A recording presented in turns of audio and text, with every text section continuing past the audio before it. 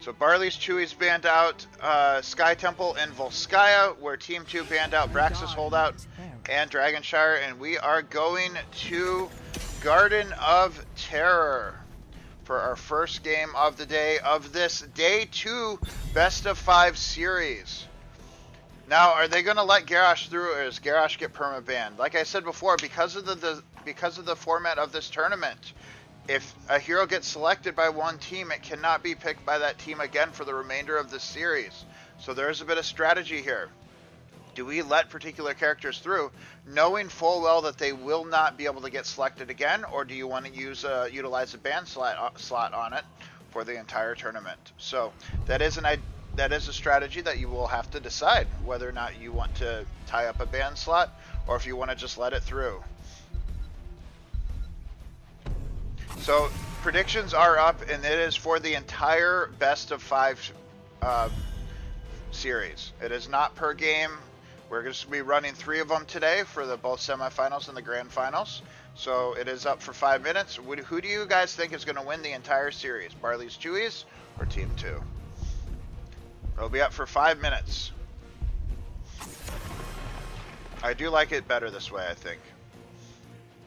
So cast your predictions now. Who's going to win the entire series, the entire best of 5? But I do welcome everybody to the stream. Looks like Vala and Garrosh are being banned out on the side of Team 2, and Barley's Chewy's has banned out Brightwing. Let's see what they pick for their second ban. They're going to ban out Dahaka, so they're taking away globals.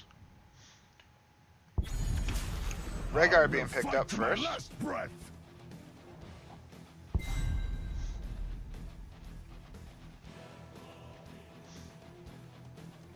Alright, we have 71k in favor of Barley's Chewy's.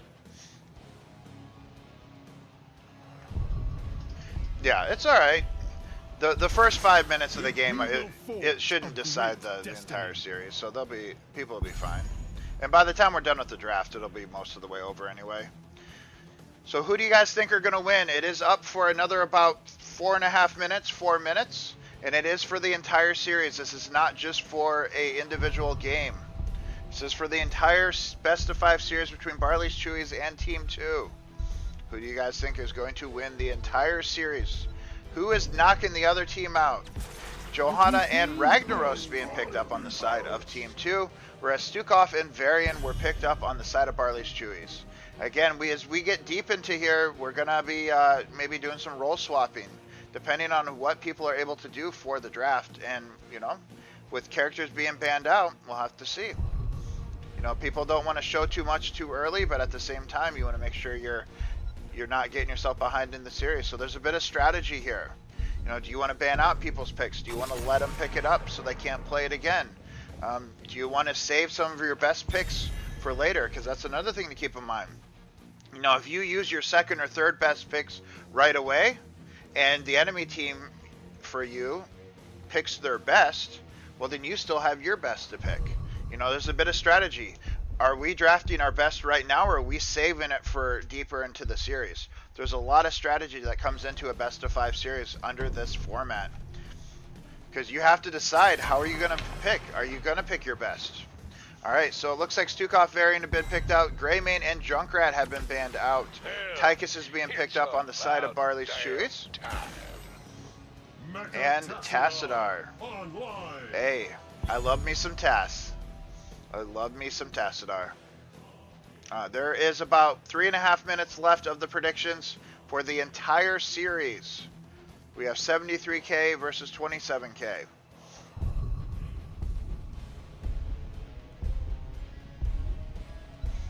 You don't have to bet all your points, Angela. You could just bet a little bit. But it's fine. You utilize them however you want. Gul'dan and Zagara being picked up here.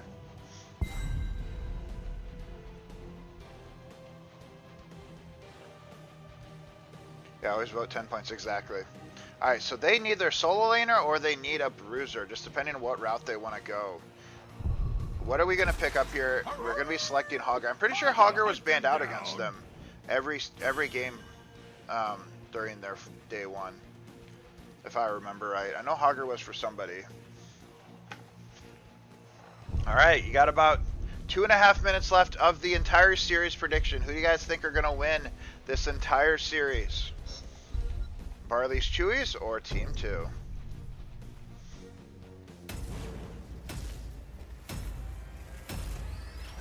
There are quite a few people in here.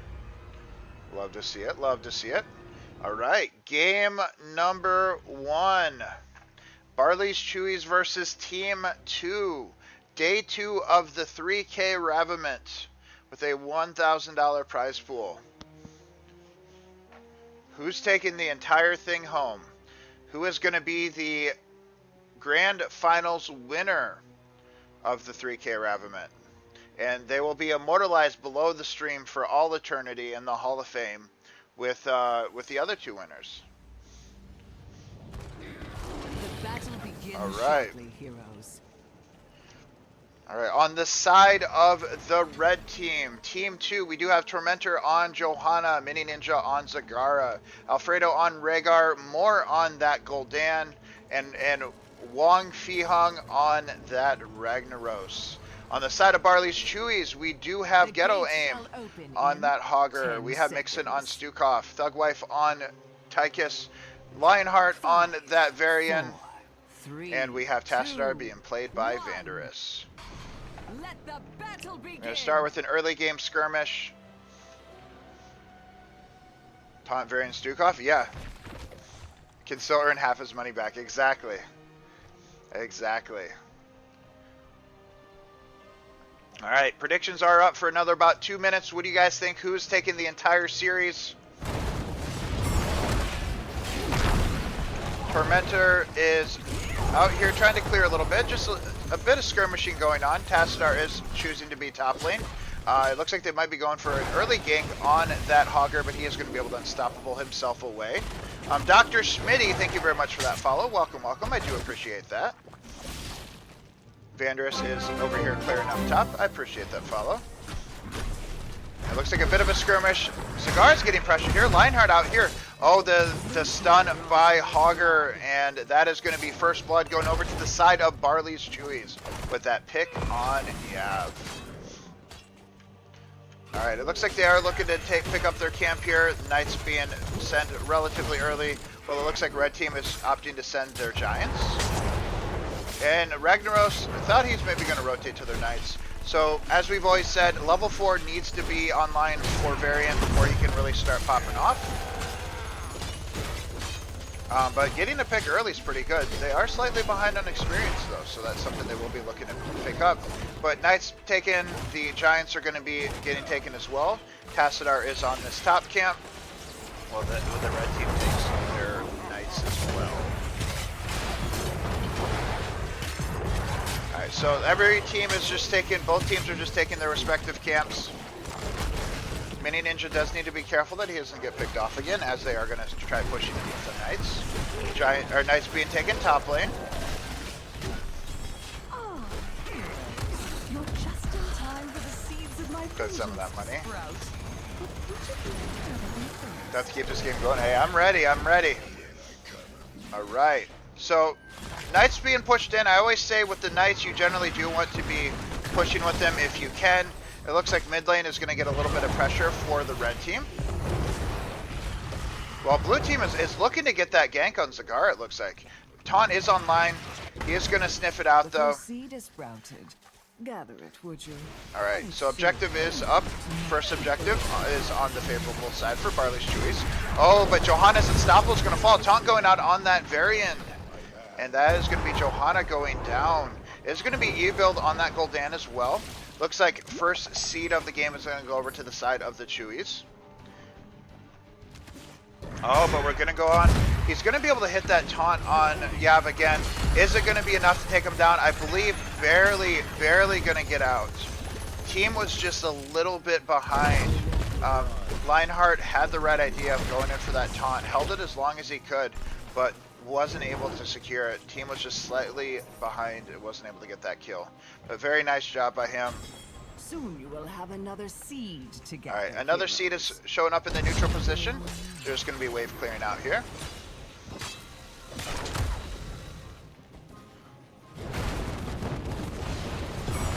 Alright, Vandris did opt to go for that Q level 1. Q stacking level 1. Varian over here being aggressive, looking for a potential taunt, but does not have the support of his team there. So he does need to be careful so he doesn't get picked off himself. But the blue team is hidden, so the red team does not know where he's at, so they could not engage on him super hard. It looks like red team's playing a little bit scared here. They're going to be looking to get it. Oh, but taunt's going to go out on that Gul'dan. Cleanse going out from Rhaegar. Ragnaros coming in pretty hard with his E there. Thugalife taking some damage. Tygus trying to get away, but it looks like the Johanna might go down. Hogger needs to be careful, but Yab is taking a bunch of damage here. Cigar's going to go down. Nice wall by Vandris. Alfredo potentially going to go down as well. They are going to lock down that seed. Can Rhaegar get away? I believe he will be able to get away, but that is going to be 2 for 0 in favor of Barley's Chewies. They're chasing him down though, but he is going to get away. 2 seeds in favor of Barley's Chewies here. There looks like they're just going to rotate to their camp. While Hogger does push in top lane. He is a little bit low on health, so he's going to have to be careful. Ragnaros came in real aggressively with his E build, trying to just get a little bit of damage. But Varian having his level 4, looking for those taunts.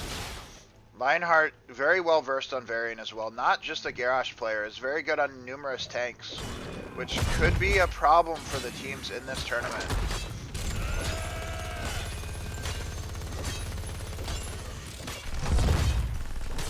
Alright, so Hogger's taking top camp. Well, they are taking this one, so there's going to be 2 camps rolling during the objective. Stukov potentially going to get collapsed on here, but Nixon's going to be fine. He's going to be able to get away.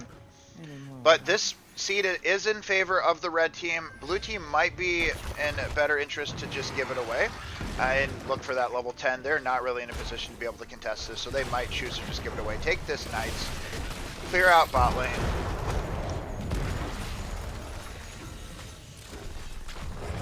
Alright, so they're just looking to push in this lane a little bit. There's one giant left here.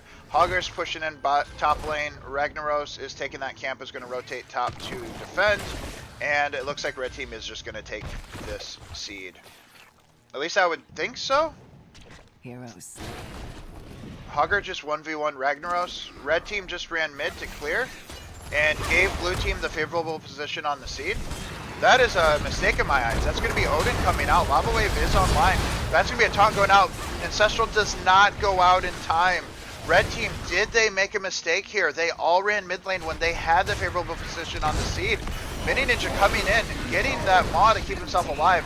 But Ancestral's going to go out to heal him back up. But that is going to be first objective on the side of the Chewies. Did the red team make a mistake here? Giving that seed, giving the favorable position to clear out mid. Shove going out on that Stukov. Varian coming in, does not have taunt available though. But that is going to be first objective on the side of Barley's Chewies. They're looking to get some value here. Top fort has already fallen from the Hogger 1v1 on Ragnaros. They're looking for that bot fort. They're looking for that mid fort as well. They're looking for that early advantage. That's going to be a taunt coming out on Varian. Ragnaros getting slowed by Stukov is going to go down. Yeah, this is going to be very, very bad for the red team. Is that slight hesitation in going mid lane going to cost them? Mini Ninja getting clapped on again. Cud's going out on the Rhaegar, trying to keep him alive. Stun going out on Hogger. Oh, Varian is going to go down by that fort.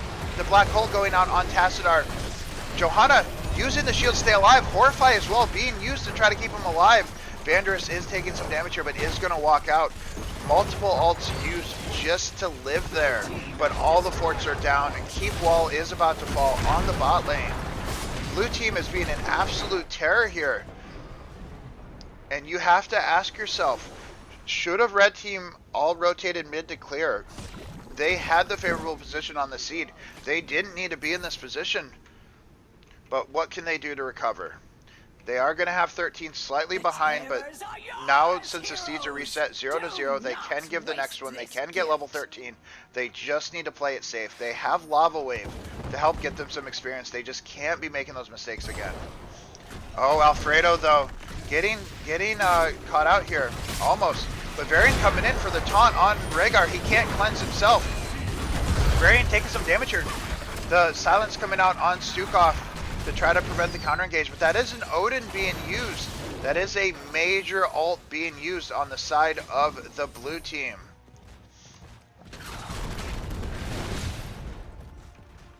So that is going to be Odin down, which is going to work in favor of the red team. All of red team's ults are available. Odin is down for 75 seconds. This might be a fight that red team wants once they have level 13. They need to pick a fight. They need to open this map up. I don't know if red team realizes that Odin is down. If they do, they need to be aggressive here. They have level 13. This is their shot. They're going to opt to take the Giants here. Will they contest this objective? 5 seconds before the seed spawns. Blue team is rotating up just to clear. Hogger is going bot lane. It is going to be a 5v4. Hogger is not here. This is a favorable position for the red team to be in. Lava Wave is not up right now. It looks like they're pre-tapping coming in. They're given the seed. Hogger showed bot lane. Hogger's rotating right into him. This could be a dead Hogger. Oh, the Ensample's going down. Stun going out on Hogger, but he is going to go down. That is going to be a mistake on the side of Hogger. Can red team do something? Taunt going out on that Ragnaros. But Black Hole Ancestral going out to keep him alive, though. That is a two-man maw. Can the red team make a play off that? Blue team making a slight misstep here, but they are going to potentially be getting out. Damage coming out on Tassadar. That was a nice kill on Hogger. What can Team 2 do to capitalize on this? They need to get some forts. They're backing up, though. Are you ready for it? That's going to be Giants top lane. Level 16 is on the horizon for the side of the Chewies. I would like to see red team just utilize the advantages. They've had a couple of advantages during this game that they haven't fully capitalized on. And I feel like that could have been an aggressive mid fort being taken down if they so choose to. Mini Ninja out of position though. Has the creep, but does not want to risk getting picked off right now. Hogger is mid lane. Ragnaros rotating in. It is a slight 5v4, but Hogger's rotating in right now. Mini Ninja with the aggressive rotation there. Blue team does have a fountain difference. That is very, very true. Level 16 is almost online for Barley's Chewies. They need to make a play, and they need to make a play now. It is going to be too late, though. Seed is going to go over to the blue team, while red team does look for that level 16. At this point in time, they really do just need to back up. Cleanse should be available for Rhaegar to counteract any taunt here, but taunt, he's looking for Rhaegar. Varian is looking for taunt on Rhaegar. He knows the cleanse is available. That is going to be a molten core being used. Odin going down as well. Tassadar is getting low, but is going to get healed up here. Level 16 almost online here. Red team might have stalled long enough to get it. Odin being used a little bit prematurely again, but Varian coming out with the taunt on that Johanna. Unstoppable being used, but that is going to be a shield shattering throw to drop that shield or Horrify going out. Black Hole coming out by that Tassadar. That is red team falling though. That's a 4v3. Vanders with the damage. Johanna is falling. That's going to be a taunt and going down. That is going to be a shove. It is a 1v2. Vanders 1v2 over here trying to defend with the objective, but that is going to be Corrosive Slab and being picked up by Zagara. So they need to be careful. That's going to be another taunt going out. But Vanders is taking, or Lionheart taking some damage. Maw going out, but that is going to be Zagara going down. Another seed going out on the side of Barley's Chewies. It looks like they're going to be collapsing on Ragnaros. They've given the opportunity. But man, Lionheart being an absolute terror on this variant. Using it to clear up the creep. I trust you know. Alright, this is going to be another objective, it looks like, in favor of Barley's Chewies.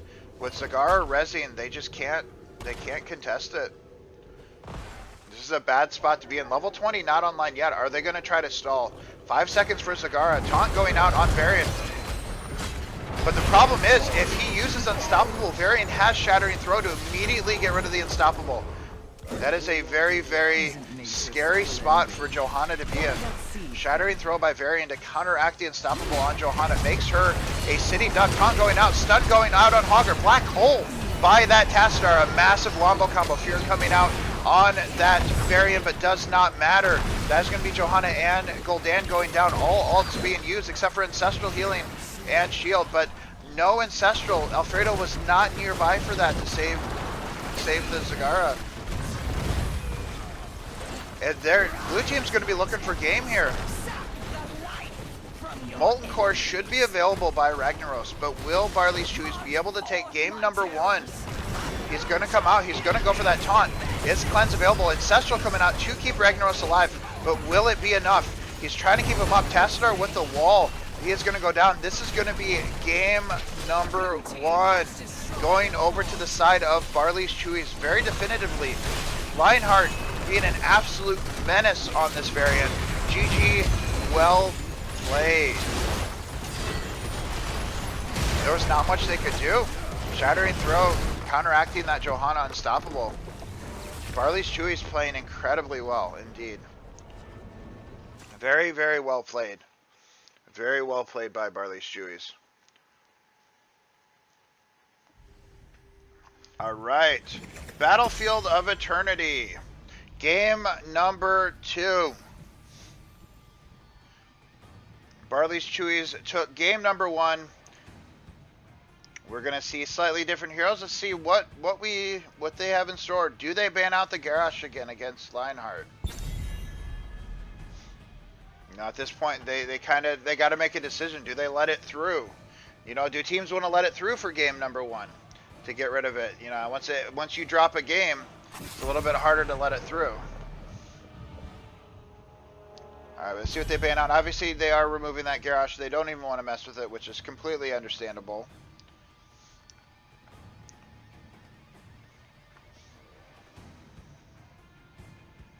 And obviously, the winner of this series will go to the grand finals.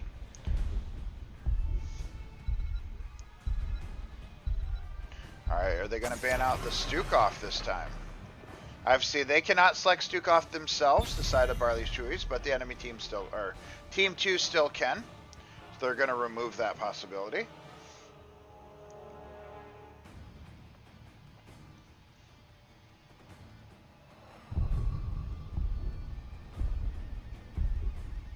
Floxy Norsy nihilification. That's harder to say. I might have to put that in. Alright, Zul'jin being banned out. So it means that they're looking to pick up Vala most likely. With that PvE at level 1 on Battlefield of Eternity, it means they are looking to first pick that Vala, which Barley's Chewies is going to scout out and get rid of. Our time has come.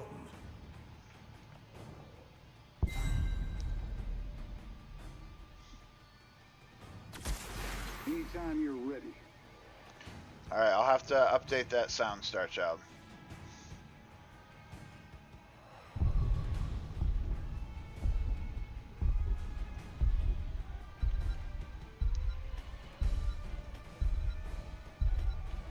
Alright, so they're going to be picking up Raynor for that PvE alongside Jaina, going for that double damage early on.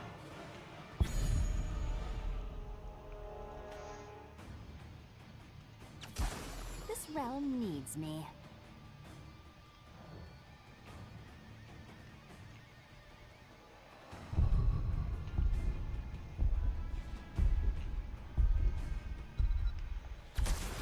I must feed. Alright, and Mal'Ganis alongside Li Ming and Artanis. So Artanis being picked up for that PvE.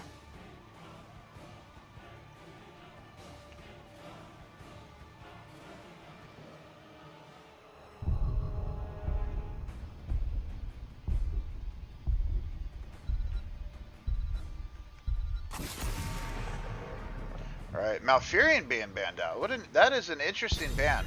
They must know something we don't. So I am updating the audio.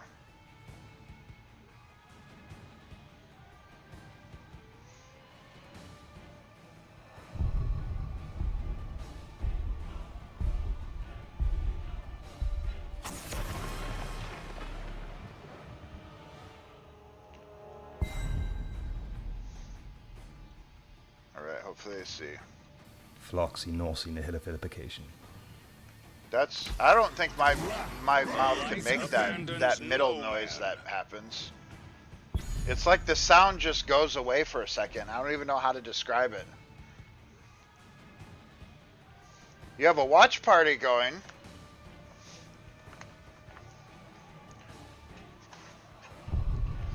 Two randos in chat from the same state. Alright, looks like Imperius and Uther are being picked up on the side of Barley's Chewies. They need their tank still. They're looking to see what they want to pick up here. Johanna being banned out. Kira and Anduin being picked up here. Osmax, thank you very much for that follow. I appreciate it. Schwa. Alright. What does Lionheart pick up as a tank here? Murden is still available. He could opt to go into Murden here with that, maybe that Sledgehammer, though, with Raynor having that PB. Gonna go Tyrael here. Wants to potentially save that Murden for a later game. Is gonna pick up the Tyrael. Is playing that long game with the series. Because again, he knows if he picks Tyrael, he can't pick it again, but he doesn't want to burn one of his better picks. Uther main tank, it could be if they had another healer. Double sleep combo. Alright, so this is going to be game number 2. Barley's Chewies versus Team 2. Barley's Chewies is up 1-0. Osmax, thank you very much for that follow. I say it twice because I think I say it when I see it, and then it's 20 seconds later when it actually alerts. Because we are on a 20-second delay, but Barley's Chewies is up 1-0 in this best of 5. Let's see if Team 2 can take game number 2. Send us to a game 3, which we'll go to anyway, but we'll have to see. All right, on the side of Barley's Chewies, we have Vanderus on Jaina, Mixon playing that Uther, Lionheart on that Tyrael, Ghetto Aim on Imperius, and Thugwave playing that Raynor, PvE Raynor. On the side of Team 2, we have Alfredo on that Li Ming, Mini Ninja on Kira, Moore on Anduin, Tormento on that Mal'Ganis, and Artanis being played by Wong Fei Han. And we do have a Artanis has not picked his level 1 yet. You gotta assume it is gonna be an amateur opponent. It's gonna be a 4-man Kira though, so they're looking. Both teams kind of have the same idea of not wanting to burn their best picks right away. Can talent attack speed for allies. All right, so it's gonna be a couple orbs going out by Li Ming. Just a little skirmishing going on mid lane. We do have just a bit of a skirmish top lane as well. Li Ming just hurling orbs. It is worth noting there was a role swap. Alfredo is not on the healer this game, or did flex to that healer role. Stun going out on that Uther. Kira gonna go whirly bird here. And Jaina with the blizzard damage. Alright, so just a bit of a skirmish, but neither team really got too much footing off that, so they're just gonna reset, let the minion wave crash again, and try again. We do have PvE on both sides. Jaina using Blizzard to clear, Kira missing the whirly bird. I don't actually know the name of that ability. That has to be Lionheart taking some damage, but is going to be able to Q his way out. It's revolving sweep, I think. But Lionheart just eating those orbs so they do not go to the towers. Don't get that early tower damage. Top lane, it looks like Imperius is slightly winning out on Artanis. No, Star is playing in the next game, but that is a very deep Anduin there. Is going to take some damage. Anduin having to heal himself. Lionheart being a little bit on the aggressive side. Alright, blue team is opting to rotate to that camp as red team did back up a little bit. However, red team might opt to try to invade this camp. Li Ming throwing out orbs, but they were able to take the camp pretty quickly.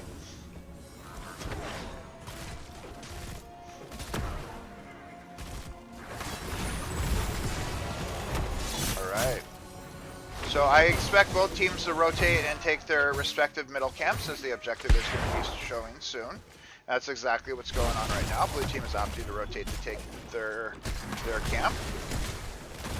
It's the same thing coming on with that red team, with Artanis rotating to this camp.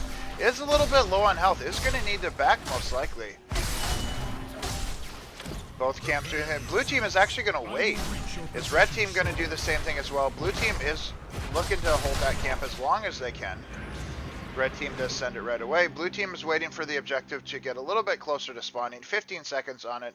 It is going to be spawning top bot, and then obviously the rotation to left and right is standard for the first objective. Looks like they might be rotating top. They want to do an early race. They want to see who can win the race here. Or they're looking for a gank. It looks like they're looking to clear that top camp first. Well, blue team, Lionheart actually defending that camp, helping it push in. Whereas red team's camp got cleared. Blue team is going to get their immortal cleared out first.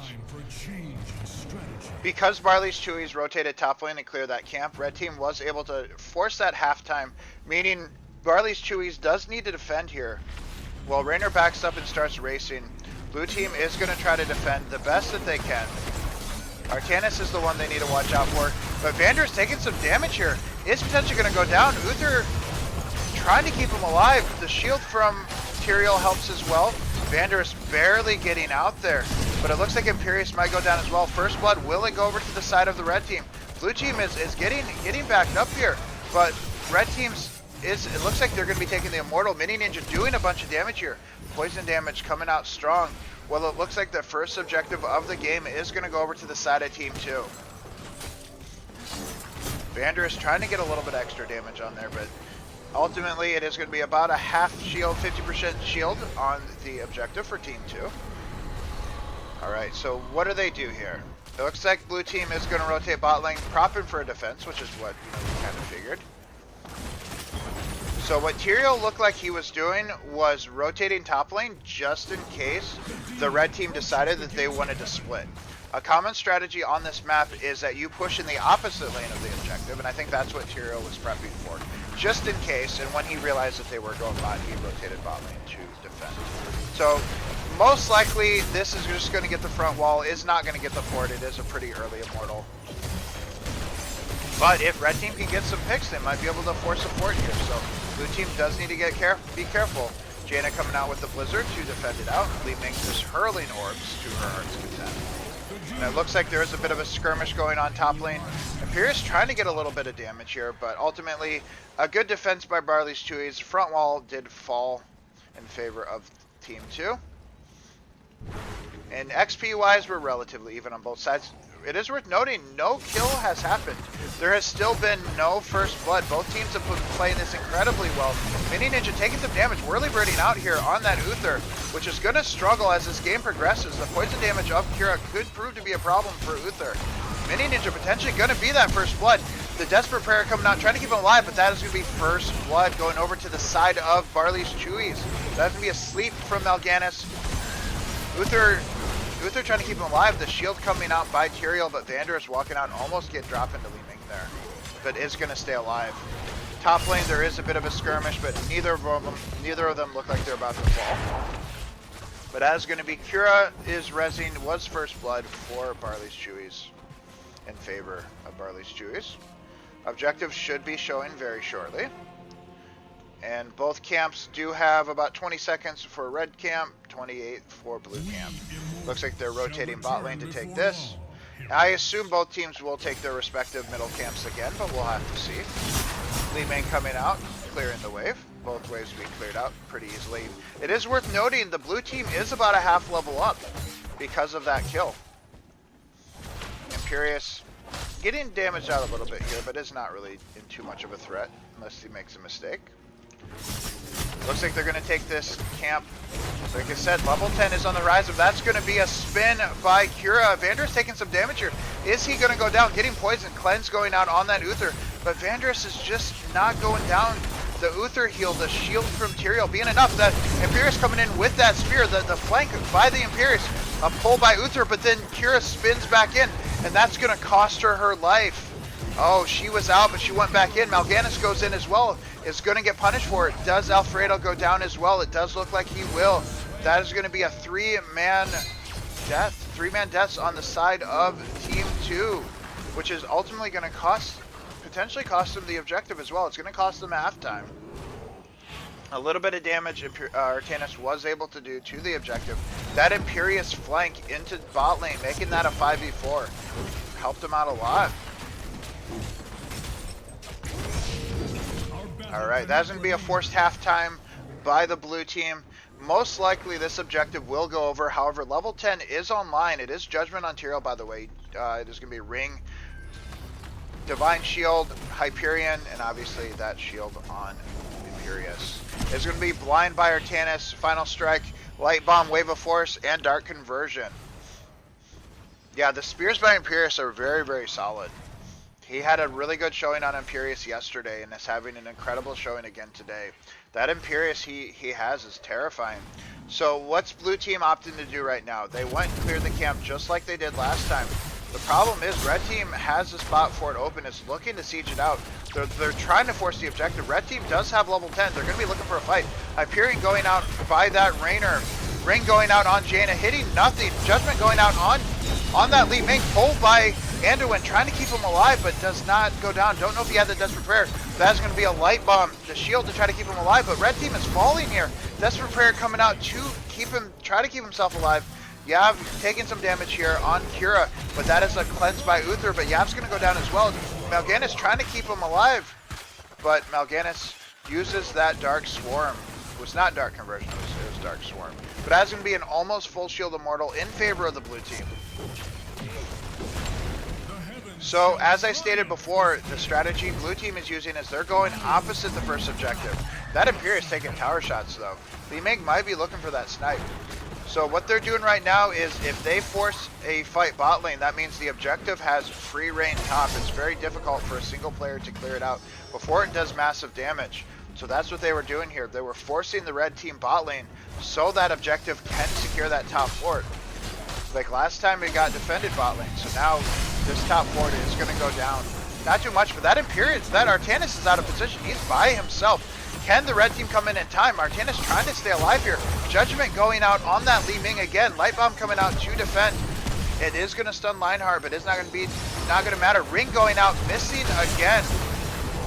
Li Ming hurling orb to try to stay alive. Imperious using his shield, body blocking with it. Red team is falling, but has not lost anybody yet. Imperious comes in, misses the spear. That is going to be a miss swap as well. Level 13 is online for the blue team. They lost their keep wall. They lost their top fort. But they did not lose any team members, which is amazing. They do still have their bot fort. They are going to be looking to be aggressive here. It looks like they might rotate to that bot camp, trying to pick a fight here. Imperious is by himself. If they recognize that, they get the fight here, they might look for that pick. But they're looking for that camp. Tyrael's coming in. He does not have Judgment for 12 seconds. Is he going to come in? That stun prevents him from teleporting in, but that is going to be a very aggressive play by the blue team. Oh, that double spear. Li Ming's going to go down. That Light Bomb was a little bit... Hyperion coming out. Red team is falling here. That's going to be bot fort going down as well for team 2. Marley's Chewies is just on a rampage this game. They want that grand finals. Are they going to get it, though, is the question. Alright, their red team is going to be looking for that level 13, while it's level 16 is almost online for the blue team.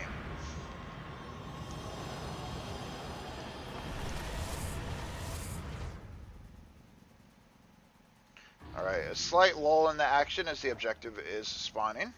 Camp is up in 7 seconds, whereas this one still has about 15. It looks like they're just going to race it out here. This is a fight that the red team wants. Level 16 is not online yet. Will the blue team opt to give this to try to get themselves 16? Lionheart going in, pops his shield. Takes a little bit of damage. That Ring going out, not really close to anyone else. Mini Ninja taking a bunch of damage here though. Imperious using his ult to give himself a shield. Oh, but that spear though, Judgment going out on that Li Ming. Anduin pulling to say, keep him alive. Will he use that Desperate Prayer? Li Ming blinks back. Mal'Ganis goes down as well.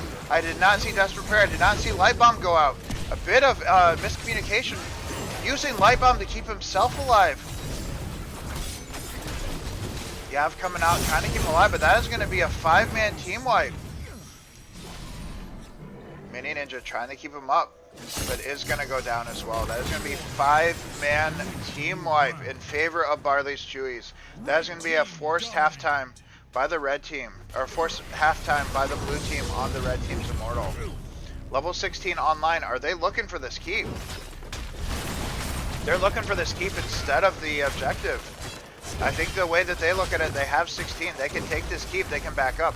It is a little bit scary. Yes, they do have level 16, but the red team is resing. This would be a potential throw if they try to take the keep under these circumstances. Death timers are still low. So they're opting to back up and just take this objective. With the full shield Immortal, the red team is going to take off as much of a shield as they can. But this is going to be an objective going over to Barley's Chewies. They are going to opt to go and take this camp as well. As is the red team. So this objective is going to go bot lane, as it does always push into the strongest lane, since a bunch of damage was done to this keep. That makes this the strongest lane, which is where the objective is going to go. Now it looks like that is where blue team is going to go as well. Very scary position for the red team, as if they get any more picks here with this objective, they will likely be able to end this game and take us to a game number 3.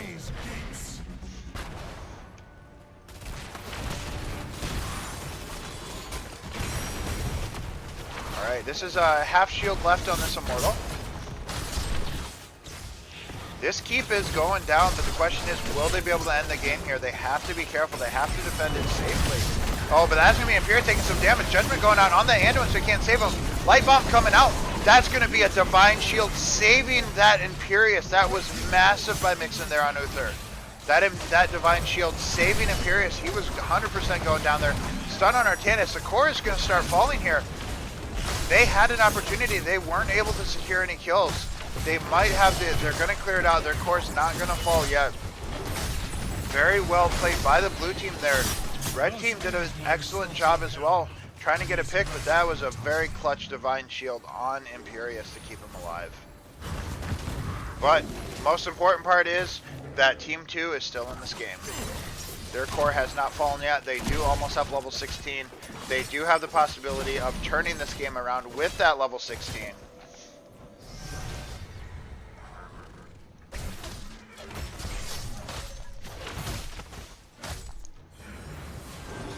The second series, both teams of the second series are going to be watching this series intently to see if they can take away any sort of strategies that they can utilize to their advantage. Alright, but blue team did opt to go top lane well bot. Red team did kind of give that top keep. They didn't have 16, so them defending it might have been a little bit on the risky side, but they ran bot lane to take that camp, given their top keep. Artanis is backing here. Imperius is trying to scout it out, and Artanis is going to get back.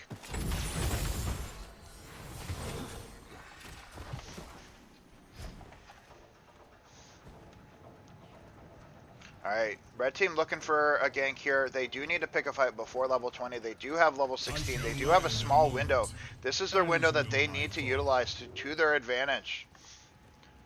Yeah, it is 15 kills to 0, but they do have level 16. Red team does need to pick a fight, and they need to pick a fight soon. They can't just trade objectives here. They have to defend. They have to look for a fight. They have to look for picks. By the time this objective gets finished, blue team has level 20. They have to look for a defense, which is exactly what blue team's giving them. Blue team really, if anything, they should be giving halftime and getting themselves 20, not giving a fight to the red team, but that's exactly what they're doing. Blizzard going out. Malgana taking some damage. Judgment going out on Li Ming, but the shield helping him out. That ring does hit that time. That's going to be a Dark Swarm going, or a Carrion Swarm. Li Ming trying to keep herself alive. That's going to be a level 16 shield, but a spear from Imperius over the wall. That is going to be a 5-man team wipe, and that is going to be game number 2, going over to Barley's Chewies.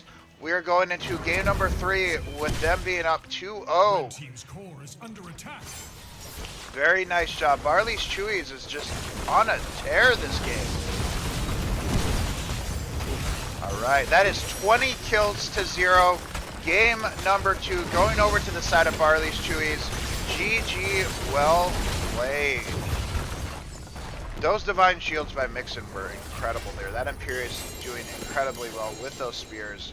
And of course, Lionheart on that Tyrael. Very well played by Barley's Chewies. Man, 0 kills to 20 is incredible. Alright. Towers of Doom. Game number 3 in the series. Barley Chewies is up 2-0. This could be the last game of the series. What do you guys think? Is Barley's Chewies going to be able to 3-0 sweep Team 2? Or does Team 2 have something up their sleeve? Like we said before, the picks that have been picked before cannot be selected again. That means Ghetto Aim cannot have his Imperious again. Varian cannot be selected by Lionheart. Garrosh being banned out. Has Barley's Chewies exhausted their better picks early? Does Team 2 have something up their sleeve? Maybe they pick some of their weaker stuff early, so they could have their stronger picks for later in the series to try to turn this around. What are they going to do? Does Team 2 have something up their sleeve? We're about to find out very quickly. Who went best of 7? Pick for each team. Oh god, that would be a lot if I had to. What's up, Methusa? Dahaka being banned out on the side of Barley's Chewies, whereas Garrosh obviously being banned out as well.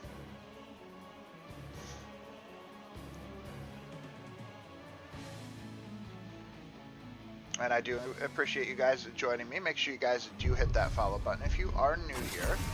Vala being banned out.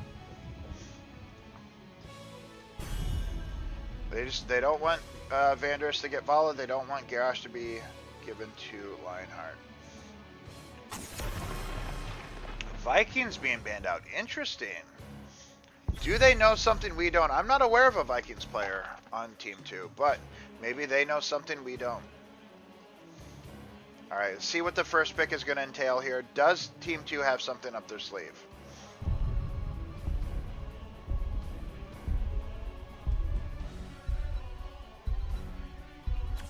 Right Wing being picked up first here. Very solid, very meta first pick. Very good pick by Team 2. Very good for the map as well. Barley's Chewies, let's see what their 2 picks are going to be.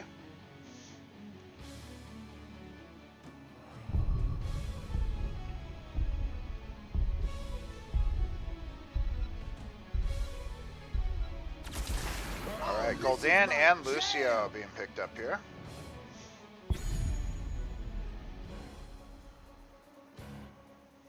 Alright, you know, keep in mind they cannot pick these same heroes that they've selected before, so those are 10 heroes on both teams that have been removed.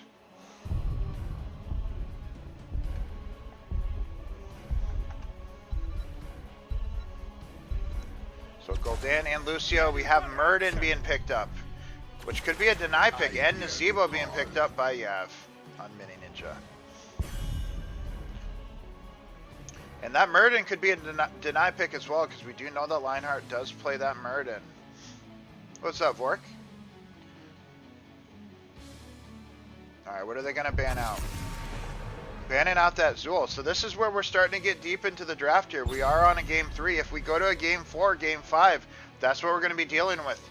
How are these teams going to handle the draft? How are they going to handle the format of this tournament as we get deeper into the tournament? Naz, yeah.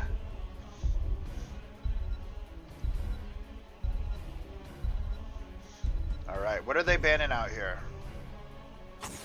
That is going to be Stitches. They're removing tanks from Lionheart.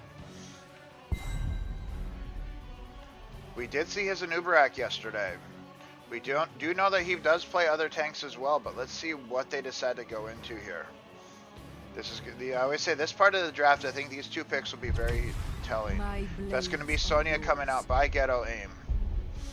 And let's see who gets it next. Diablo being selected by Lionheart.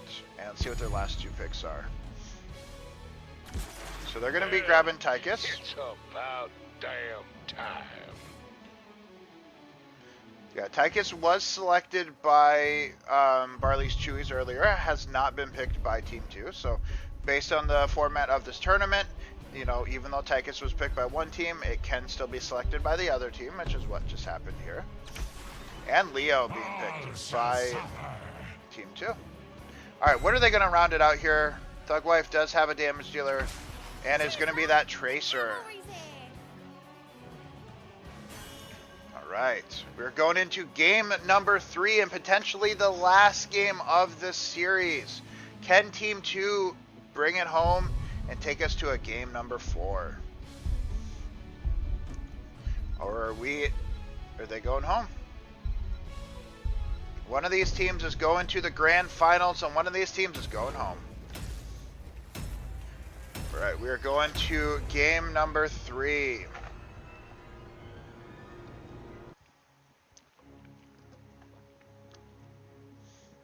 Oh man.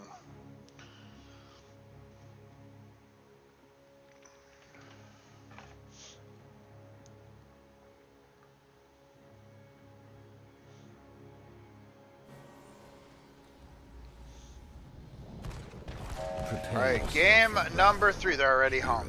True. I just tried to move my character. Game number 3 in this best of 5 series, mixing with the pause.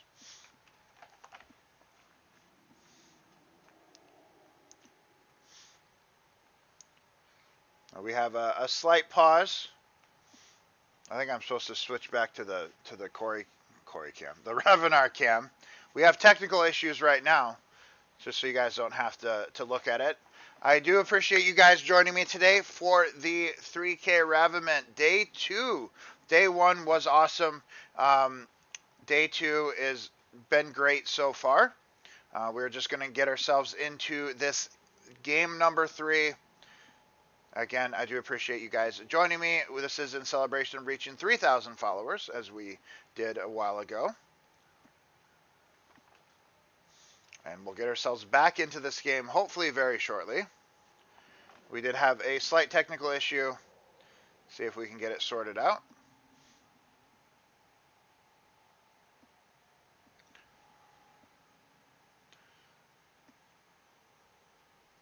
All right.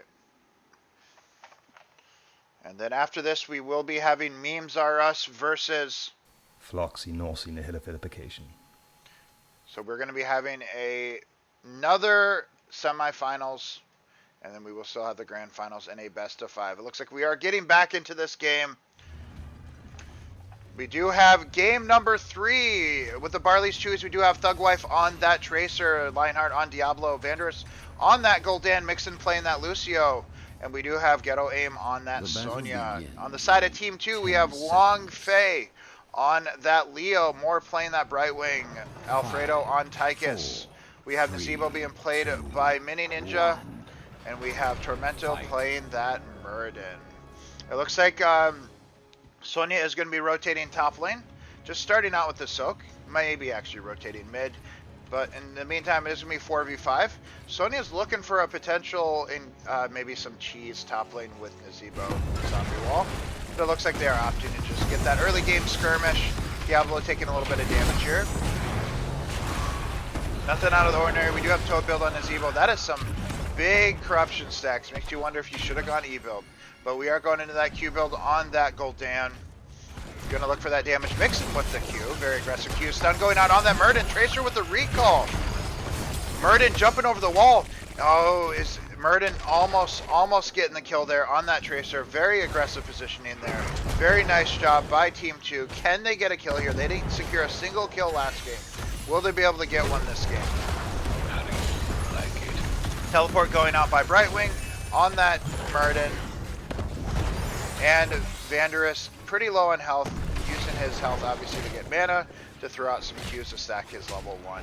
Lucio hasn't picked his level 1 yet, so it makes me wonder, what is Mixon waiting on? As a Lucio player, what do you hold your level 1 for? I know that there's party mix, which is sometimes selected, but we'll have to see what Lucio's waiting on. Maybe waiting on level 4 to see. No, we got the level 4 picked up. Those are going to be the camps getting traded here, but that's going to be a zombie wall coming out by Yav, who is pretty well versed on that Nazebo. Toad's coming out. Muradin getting a stun on Lucio, who is about to go down, but Muradin is going to get away though. Red team definitely being a little bit more terrifying than they were last game. Teleport going out on that Nazebo. While Muradin does back, it is going to be 3v4 mid lane.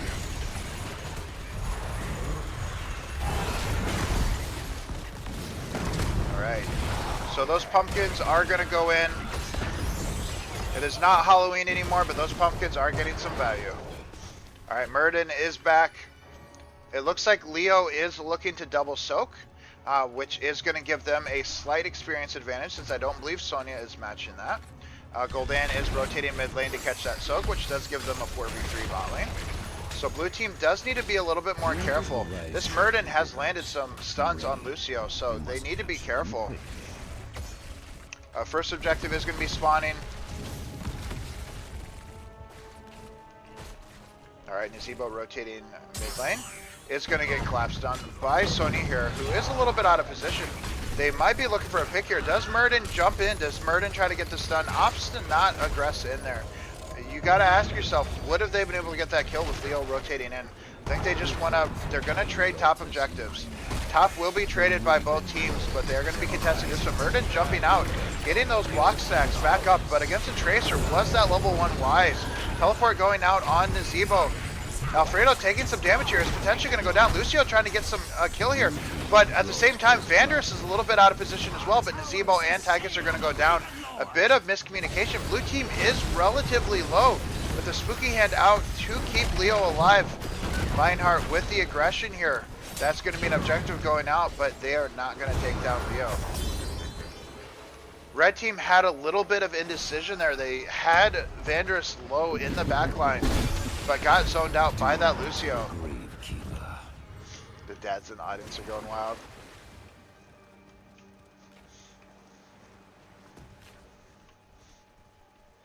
Alright. It is not over by any stretch of the imagination though. Level 7 is on the horizon for the red team, already online for the blue team. It looks like Lucio is on this camp, would like his team to come help him, I'm sure. Yeah, we do have block on Murden at level 1, which into Tracer is a little bit rough. But I think maybe it's looked to counter potentially Diablo as well. So we'll have to see if that gets played. If Tracer plays it well, he can immediately remove those block stacks. But depending on if they can get picks on Tracer, maybe it doesn't matter. Generally, I would go third win in this instance, but you know, I'm only a pleb gold player. But we'll have to see. It looks like they are looking for that gank on Vanders there. He is at close to half health with the anti-heal level 4. Or level 7, I mean. Looks like they are going to be... I would like to see them push these pumpkins in. They could be a little bit aggressive. That's recall out on Tracer. I don't think the red team saw that. Maybe they did. But that is recall down on Tracer. Lucio being a little bit aggressive here. It looks like red team will be able to clear out the pumpkins. More taking some damage on that right wing. Pulse bomb coming out on Nazebo, but does not matter. We are looking at 22 toad stacks as well, so we're about a fourth of the way done with that quest.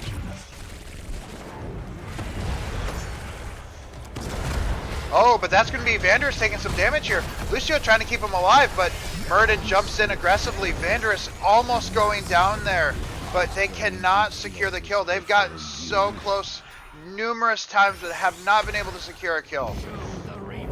Blue team is doing an incredible job. Mixon is doing a phenomenal job on Lucio, but that tribute is going to go over, evening it up 32-32. Level 10 is almost online for the red team. Sonya potentially going to be out of position here. Red team coming in, try to get a gank on Sonya. Polymorph coming out is going to be able to spin, but red team does need to back up as they are not going to get that pick on Sonya. No, it's Leonhard and Lionheart. They're two different players. Leonhard was in Disciples of the High Lord yesterday. Oh, that's going to be Pulse Bomb going out on that Murden. It's not really the best target for that. Might have been aiming for the right wing. Lucio taking some damage here. It's unfortunate. Blue team is getting absolutely shredded here, but they have not been able to secure any kills. Level 10 is online for both teams. Lightning Breath, we got Leap, Horrify, High Five, Fear coming out, Lightning Breath coming out. Mini Ninja is taking some damage here, but Lucio goes down. But so does that Nazebo. But look at how low the blue team is. But can they get the kill? That is going to be... Does Vanders have enough health to live here? Brightwing teleporting out. Alfredo doing some damage on Tychus, but isn't able to keep him alive. That's going to be a Skullcracker on Murden. But they are super low. But that is going to be a kill. Red team has secured themselves the kill. Can they get another one? They have evened it up. This is a lot closer of a game. 32 to 32 on shots. Sonya is opting to take this top camp. That could give them a potential 4v3 if they recognize that Sonya is not at the objective. They might be able to take a 5v4. And it looks like they are coming in. Mini Ninja is going to face check this bush. But he doesn't go into the gazebo. Sonya isn't here. Pulse Bomb coming out, but the spell shield keeping him alive. Vander's taking some damage here. Ravenous Spirit. But he let himself get killed. But Leo coming in, getting the value here. But it is going to be a 4v4 in favor of the red team. Sonya is still top line. Pulse Bomb coming out on that Murden.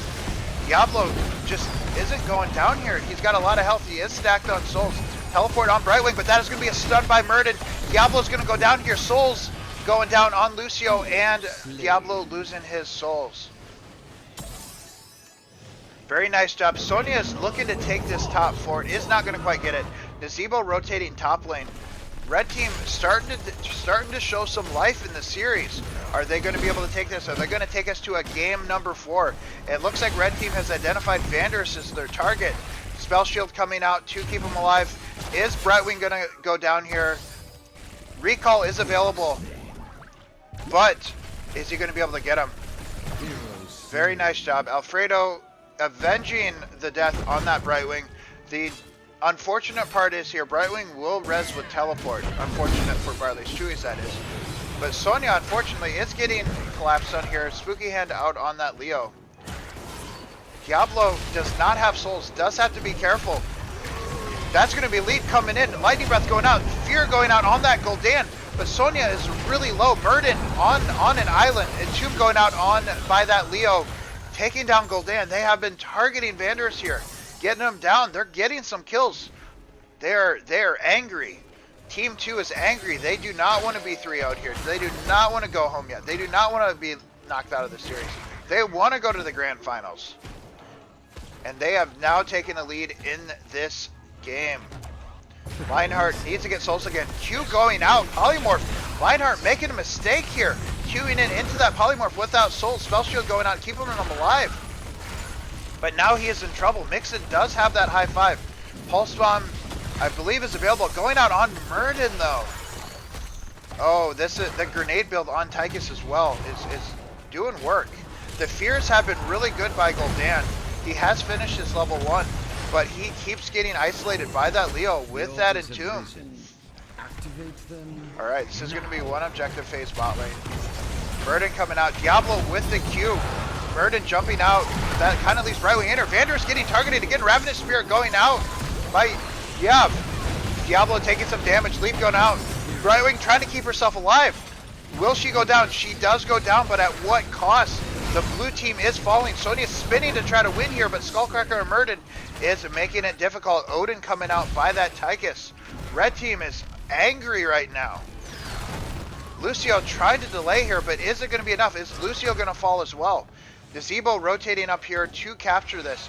It is going to be a 1-for-3 trade in favor of Team 2. Oh, that's going to be a stun on that Lucio, and he is going to go down. Lucio being too cheeky here for his own good. That is level 16 online. Team 2 is on fire right now and is looking for this bot fort. People playing Storm League right now, pay attention to why this bot fort is important. Bot fort is important because of the camps. Diablo coming in here trying to make a play here, but they do not have level 16. Lightning Breath coming out. It is a 4v3. Fear going out on that Murden, but it's only a Murden who is able to jump out. Stun missing by Murden though. Nazebo with that ice block, but Diablo is going to go down though. Does not have souls. And we're going to get an Entomb here. Vander's getting caught again by that Entomb. Blue team getting bullied right now. Bot fort going down. Bot lane control, very important on this map. Level 16, almost online for Barley's Chewies. We got a game on our hands, you guys. So red team is going to be looking to take this camp. And they want to control bot lane so they can have this pressure. That's a zombie wall on your own teammates. What? I mean, I could do that. I'm open to my But they're going to be looking to push in these 3 pumpkins, getting these 3 shots.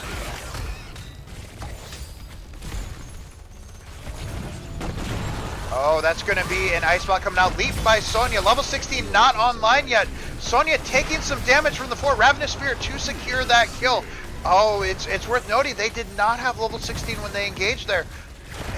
That was a very advantageous fight by Barley's Chewies here. They're getting desperate. They do not want to go down yet. Barley, or Brightwing backing for Manny here. Does have teleport to come in. Teleporting on that Murden. Fear going out. That is going to be Murden going down. But that recall on Brightwing, or on Tracer to keep her alive. She was pushed and she was going down. But look at the state of the map though. Triple altar phase going over to the red team. That's 15 shots going into Barley's Chewies core. But they are trying to get a pick here. But they just can't get anything done. That is 7 kills to 13 right now. They did get some picks. They did get a pick on that Murden. They used a lot to get it. They do have level 16. They do have 5 shots on their core. Blue team is going to take that back with Murden down. It is going to be a little bit harder for them to defend that. They're going to have to just give it, which is all they can really do right now. Blue team has destroyed a fort. And it looks like mid fort might go down as well. Well, blue team did re-secure bot. Pinging retreat pings going out. Lucio being a little bit on the aggressive side. Mini Ninja might be getting collapsed on here. Leap going out on him. Should have his ice block. Pulse bomb going out on Brightwing. I believe it was for Nazebo. Can he get out though? He cannot. Did Brightwing have teleport? That is a very good engage there. Level 20 on the horizon for the side of Team 2. They are going to utilize that to get this back. And it looks like they're rotating top lane. They're probably going to look for this camp. They do want level 20 while Nazebo reses. Nazebo does have 147 sacks, does have the Toad quest completed, is going to be looking for that Vile Infection. We do have the quest by Leo on level 16. It is auto attack Leo with Neopezits at level 4. So level 20 is online, almost online for the red team. Will blue team trade here? It is 4v4. It was 4 shots to 4 shots. They will not be losing if they trade here, but do they want to let their core fall to 1? It looks like Lionheart has decided that they are going to engage here. Odin coming out by that Tychus. Pulse Bomb, Fear by Gul'dan, but a massive Entomb by Leo. Tracer taking some damage here. Vanderus going down. Tracer potential going down. Leap going out on Sonya, trying to keep everyone alive. Diablo does have his souls, but isn't going to be enough. That is 1 death already. Blue team is going down. This looks like this could be the game. Sonya going to go down as well. That is going to be game number 2 or 3. They're taking the boss. They want everything here. Red team is angry. Team 2 does not want to go home getting 3-0'd. And they shall not be going home getting 3-0'd. They are going to take us to a game number 4. Lucio trying to snipe it though, but it's going to go down. That is going to be game number 3 going over to the side of Team 2. GG, well played. This is not going to be a 3-0 sweep. Are we looking at the reverse sweep? Will Team 2 take us to a game 4? Take us to a game, or will they take us to a game 5? Are we looking at the reverse sweep? Are we looking at the first reverse sweep of this series, or of this day? But we are going to game number 4 in this best of 5 series. Are we going to be going to a game 5? Or is Team 2 going home? They're already at home. Are they going super home?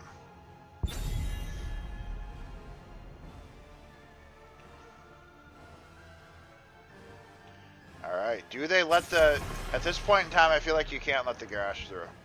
When your tournament life is on the line, this is not the time to roll the dice with garage. You kind of want to let it through early if you're going to do it at all, or you got to perma ban it. Lionheart shall not be getting his garage during this series.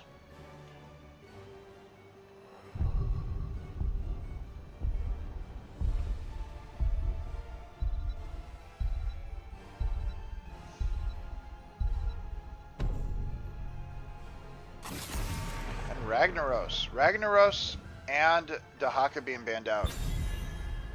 Didn't Team 2 pick Rag already? They did. They picked Rag during match 1, so they did not need to ban it out.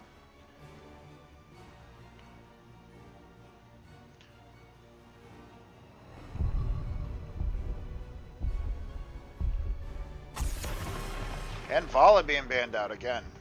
Keeping the ban standard. Alright, let's see what the groups decide to do.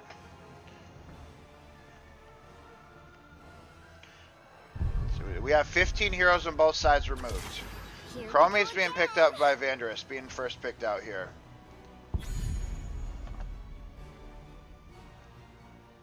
There's a little thing down here. Looks like another box, like a 6th player. I just never seen that before. And there's a blue one down here too.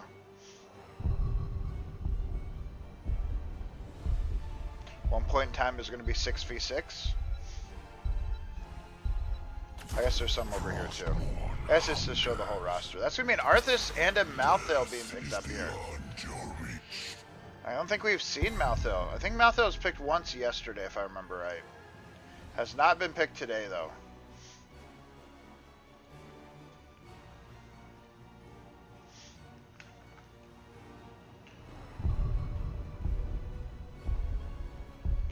Alright, let's see what they pick up here.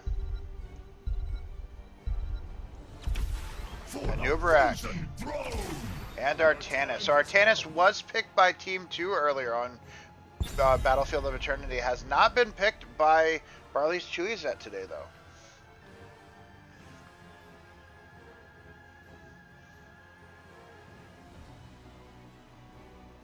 Alright, what do they want to ban out here?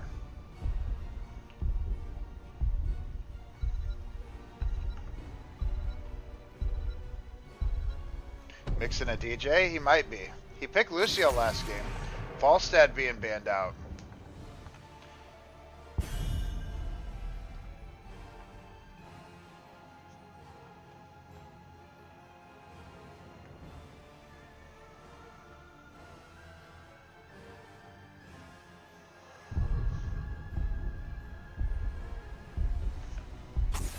Kel'Thuzad. Kel'Thuzad does pair decently well with Arthas, so I do get the Kel'Thuzad ban here. Alright, let's see what 2 picks they go for. They're going to decide to lock in the Zul'jin and the Lili as their healer. I don't think we've seen a Zul'jin today. Ready to roll out. Sergeant Hammer. And what do we round it out with for our healer? Who does Mixon want to heal with? He's picked Lucio. I forget who else he's picked. He picked Lucio, he picked Uther, and he picked Stukov. Who else does he want to play? Malfurion's still open. I think he played Malf yesterday. He's gonna go into that Anna.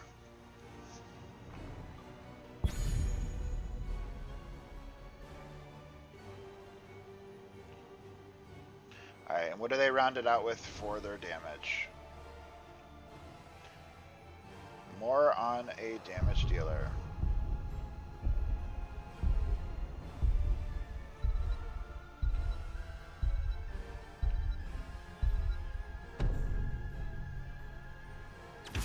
Valeera. Here we go.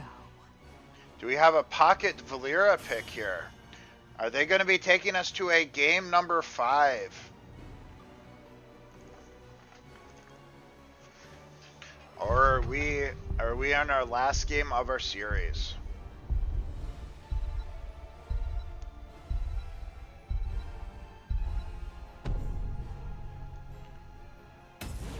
All right.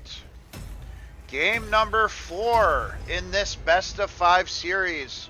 Barley's Chewies versus Team 2. They're up 2-1. Are they going to tie it up 2-2?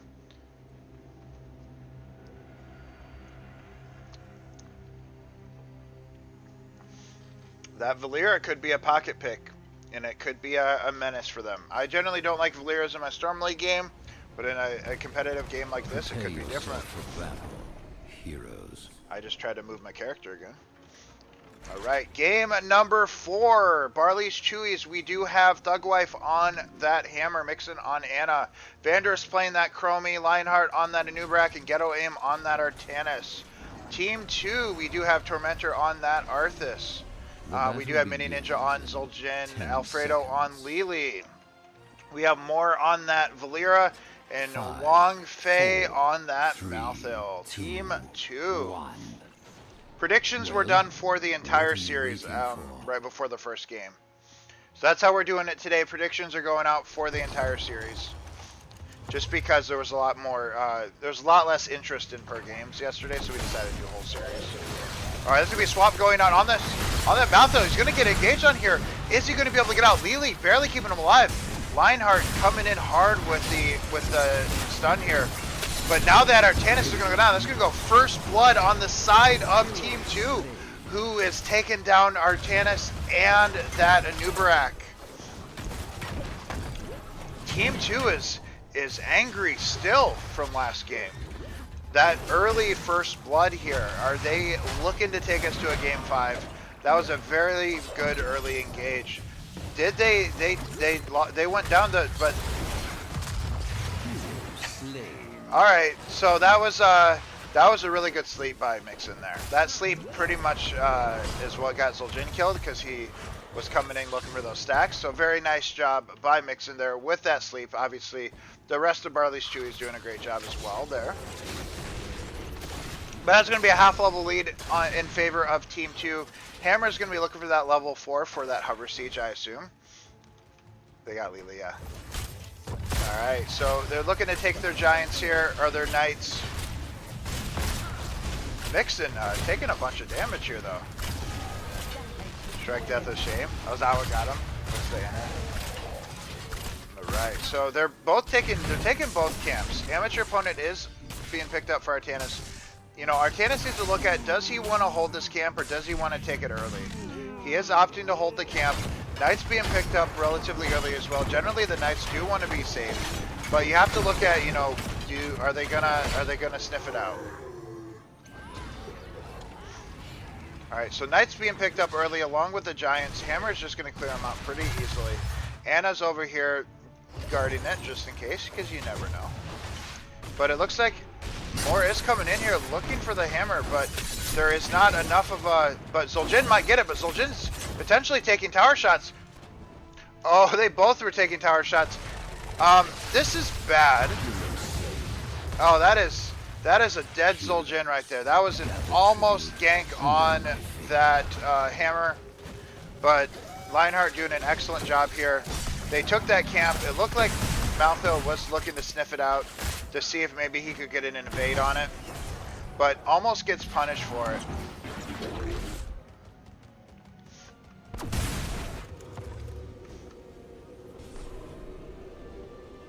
Alright, so Barley's Chewy's is set up for the objective. Triple trap picked up by Chromie here.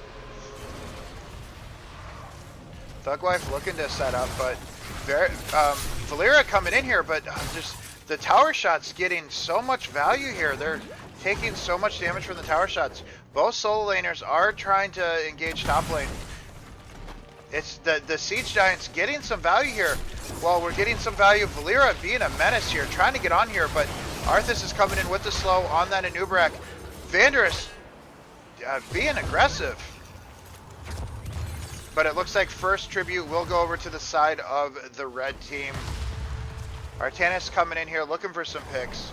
Both teams look like they're just resetting. Valeera being a menace though. Oh, that's going to be a root going out, and that's going to be Lionheart going down. Nice root by Arthas there. We are 2 kills to 3 right now. That's going to be an unstoppable by that Hammer. Level 7's online for both teams. Gather tribute or face to the choice is simple.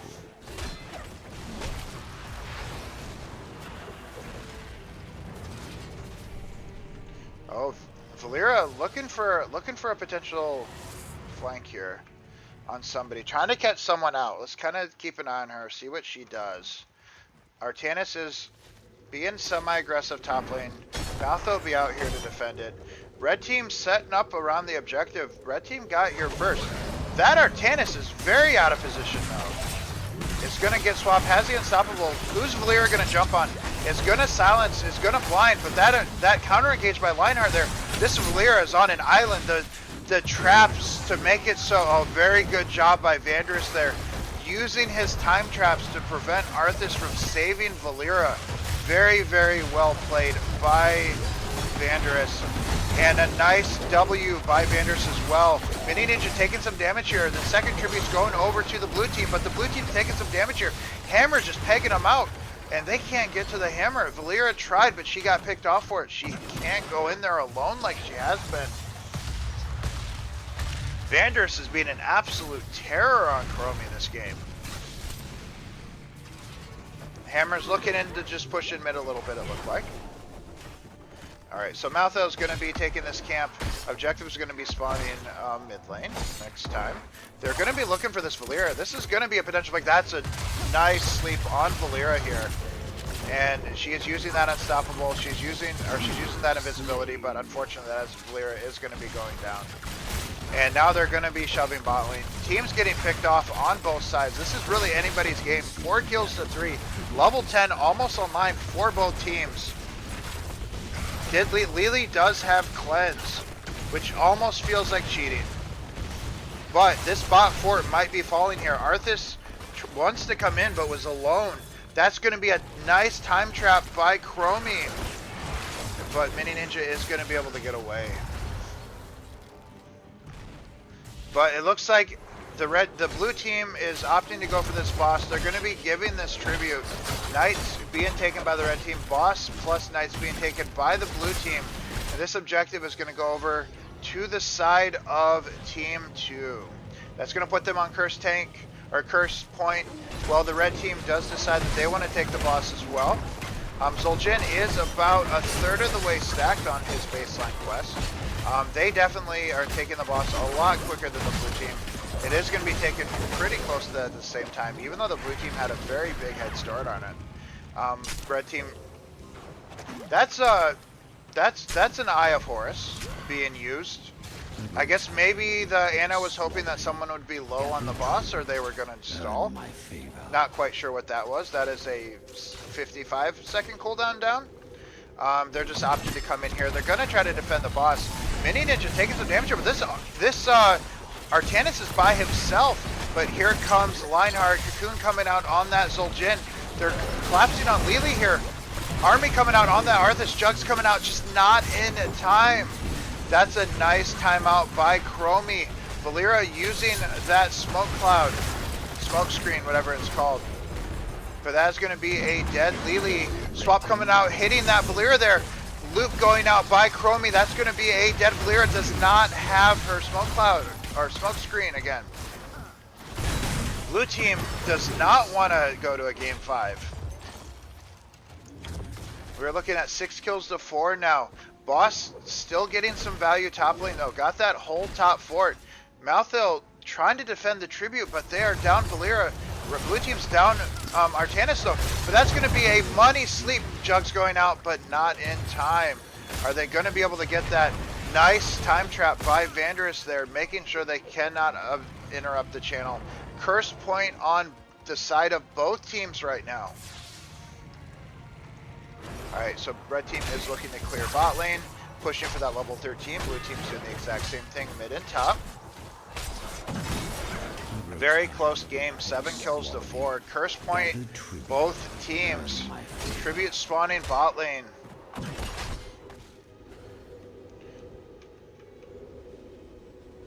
This is going to be a very tense fight. Both teams are even, both teams are alive. Ults are almost up. Lily has 10 seconds on Jugs. All ults are going to be available for this team fight. Arthas has almost finished his level 1 and 4 as well. Time trap's getting set up by Chromie. This is going to be anybody's game right here. Everybody's here. Valera looking for a flank from above. Jugs coming out on that Lily earlier than normal, but that anti-healing from Ana is going to get some value here. Chromie with the time loop. Valera jump in the back line. Taz Dingo coming out on that Zul'jin, but red team is going down here. Oh, but the last strike's coming out, taking down Anubarak. Valera going to go down as well, though. That Eye of Horus getting some value here. The Napalm is getting value by the hammer. That's going to be the first curse going over to the side of Barley's Chewies with that 4-man team wipe. Blue team's taking that camp. They're looking to push in bot keep, it looks like.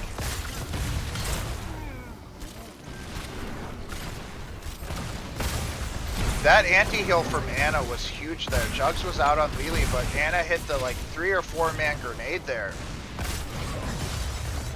And that had massive value. Nice sleep by Anna. Red team does need to defend here. Blue team does not have level 16 yet. Arthas coming out with the root. Unstoppable is used on that hammer to stay alive. Oh, we got a little skirmish going on mid lane. Malthel might be going down here. Is he going to be able to get out? Anna with the anti-heal is going to drop the Malthel.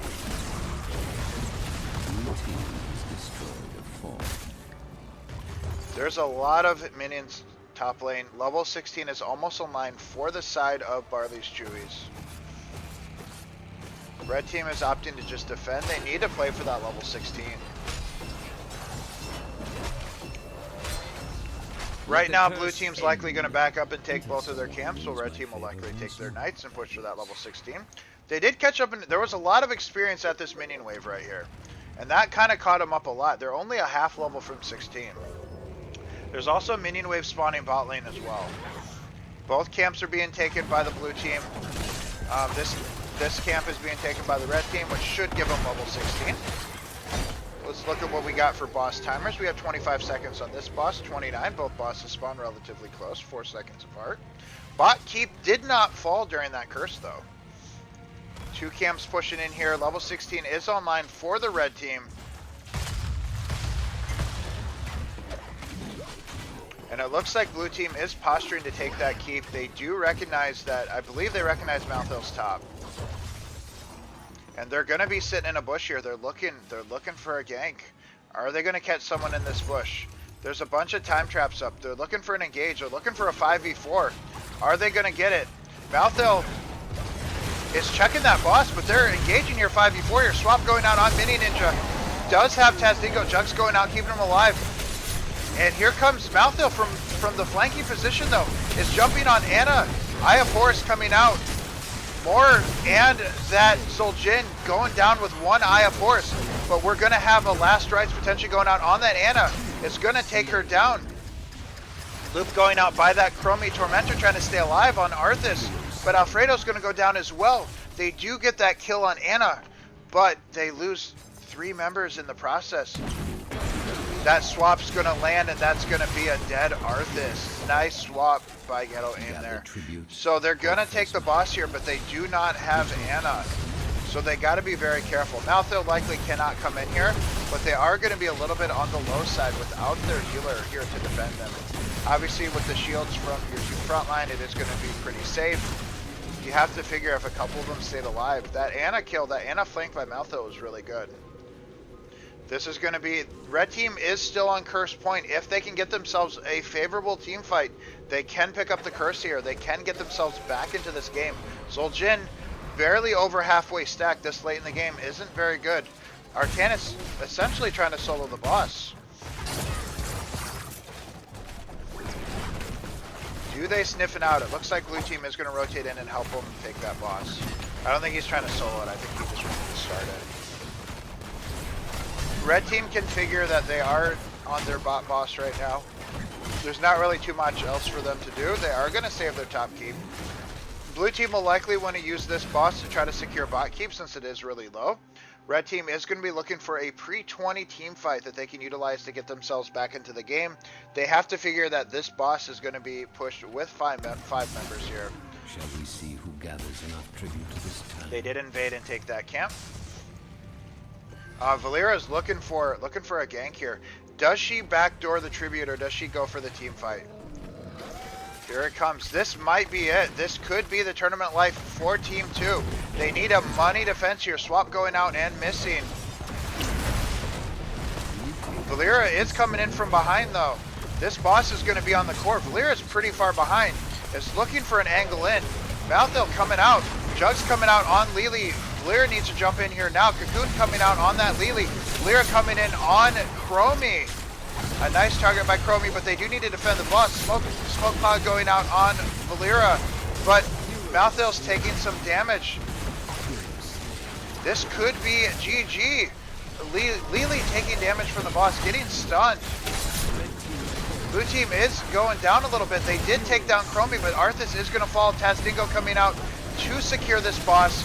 They're choosing to jump and take down Zul'jin, but Ghetto Aim is taking damage from the keep, but the core is falling. This is going to be GG. Series number 1 is going over to Barley's Chewies in a 3-1. GG, well played.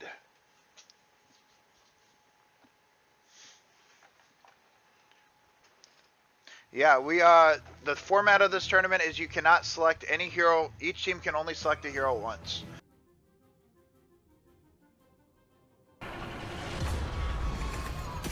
Alright, Braxis Holdout, game number 1 of this best of 5. Barley's Chewies took the last series in a 3-1. And now we will see if Floxy Loxy Pillification or Memes Are Us will be going to the grand finals to face off against Barley's Chewies.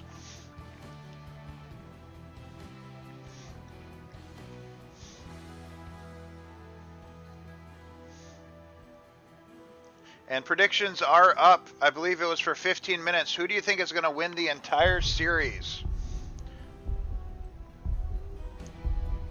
The entire best of 5. See what they want to ban. Samuro. So knowing what the Memes Are Us is all about the cheese, I think, you know, Starchild's team is going to be looking to counteract that.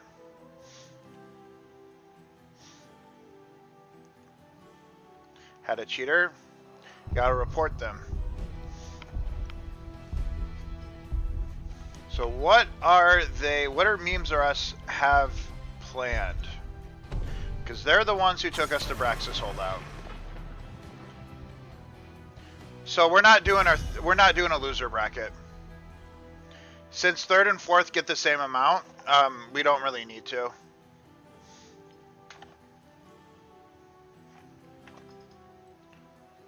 Since we're already going to be doing, you know, between 9 and 15 matches.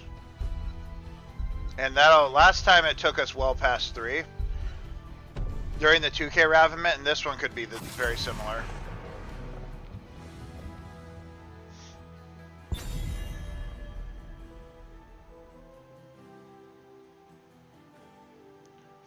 Yeah, maybe someday, but generally, like, since the prize pool for 3rd and 4th are the same, I didn't really see a reason to. In first place, on top of obviously the cash prize pool, every member of the winning team will be getting 3 20Ks. Every member of the second place team will get 1 20K. Alright, so they're banning out Artanis and Chromie on the side of Memes Are Us. And the blue team banning out Samuro and Sonya. No bronze medal, yep. Just first, second, and then 3rd and 4th. Brightwing and Johanna. Brightwing being picked up on the side of the blue team, and Memes Are Us are going to go with Stukov and Johanna.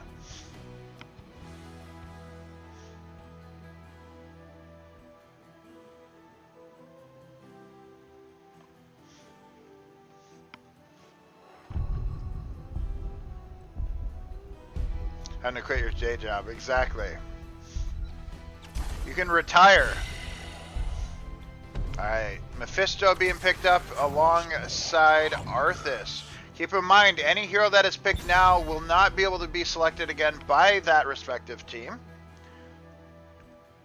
And as we get into Game 3, Game 4, Game 5 potentially, that's going to make these picks very interesting. Predictions are up again, by the way. If you guys want to select who you think will win the entire series, Varian being banned out here. Trigger Happy gifting 5 subs to the community. Certain scenes, the alerts do not work for the subs, just because that's how it is with casting. But AZ, Cracker Joe, Super Pack, CPU, and Pens, all of you guys welcome to the pizza party. Trigger Happy, thank you very much for gifting the 5 subs to the community. I greatly appreciate it. Supporting me, supporting the HOTS community, supporting the Raviment. I appreciate it. Maiev being banned out here. Alright, what do they want to pick up here? What are they going to show? Zarya and Sergeant Hammer. Hype Train started. Nummit Gifting 5 more subs to the community. B8 Bitcoin, FRK Brat, Jasker, and Legend. All of you guys, welcome to the pizza party. Raviment, thank you very much for the 5 gifted subs. Starting a hype train, level 3. I appreciate you guys. Hype train level 3. All right. Well, apparently they are going to come through here during this scene. Maybe they don't come through during the other scene. Rooster Jr., thank you very much for that Prime sub. Robin, gifting 5 subs as well. Castro, V-Rose, The Kraken, Cold and Bro, Space Mystery. All of you guys, welcome to the pizza party. Thank you, thank you. I appreciate it. Level 5 hype train. Leo being picked up on the side of Memes Are Us, and Tassadar Murden being picked up by the blue team. That 20-second delay, yeah. I'm pretty sure as we switch scenes as well. I don't know.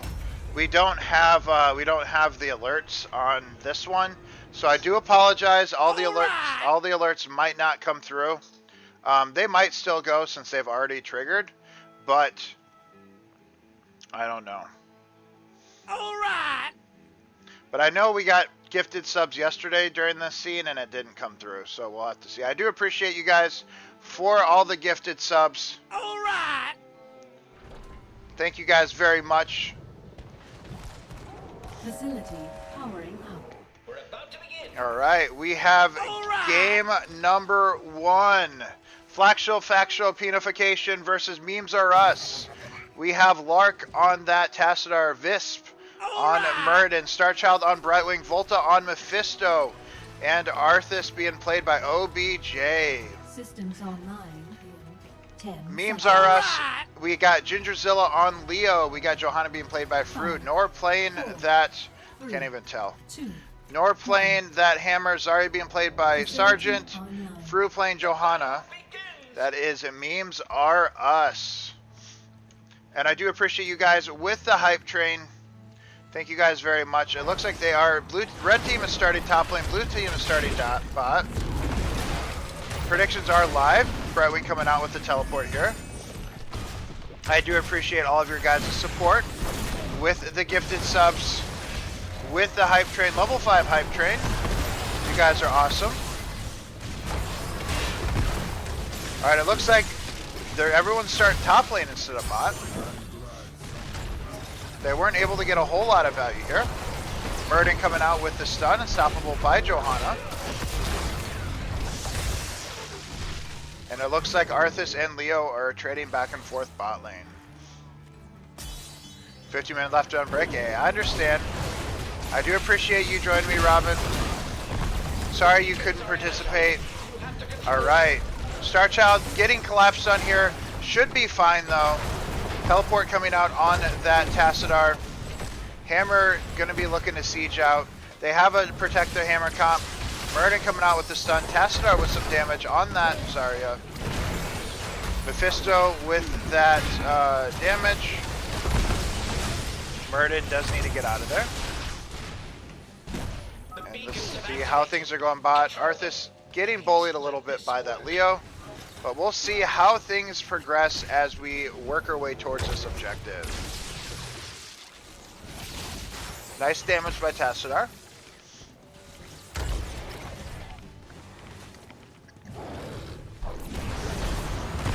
Lark's being a little bit out of position here.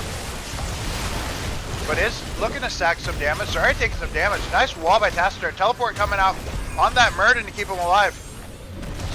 Start trying to take this point back. Is going to be able to do so. Stukov potentially going to go down, but blue team is falling here. All very low health. Arthas a little bit low on the health as well. Leo full health. But that is going to be first blood on the side of the Flixificationers.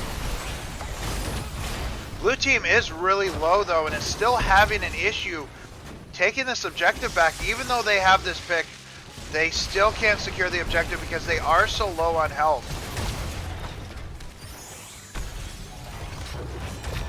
And that's going to be first objective going over to the red team.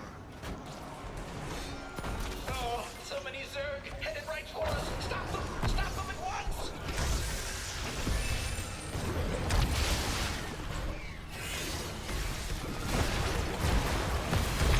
we got damage on Mephisto, trying to clear it out, stun going out on Murden.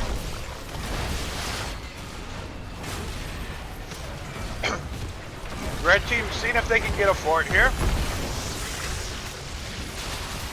Tassadar is looking decent on stacks for this early in the game. Murden coming out with the stun on Johanna. Mephisto doing some damage to Hammer. Hammer does have that armor. They were able to get the wall and a little bit of the fort, but that's about it.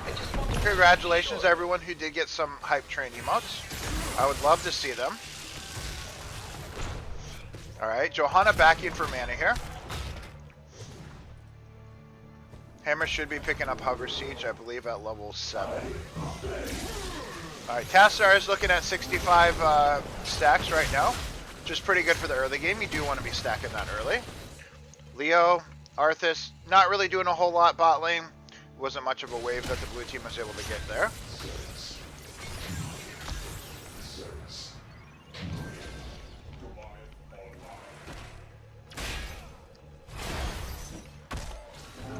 That blue team's going to be a little aggressive here, but that is a Johanna. You're not going to be able to take her down.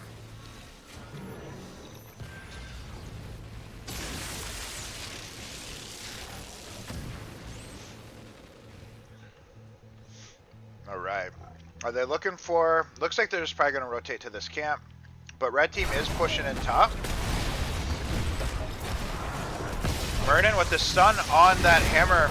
But the shield from Zarya is going to keep Hammer healthy. Level 7 is online for the red team. Blue team just got it.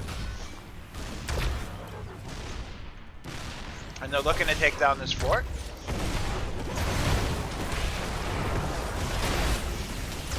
Still only 1 kill to 0, but blue team is taking a bunch of damage here. They gotta be careful.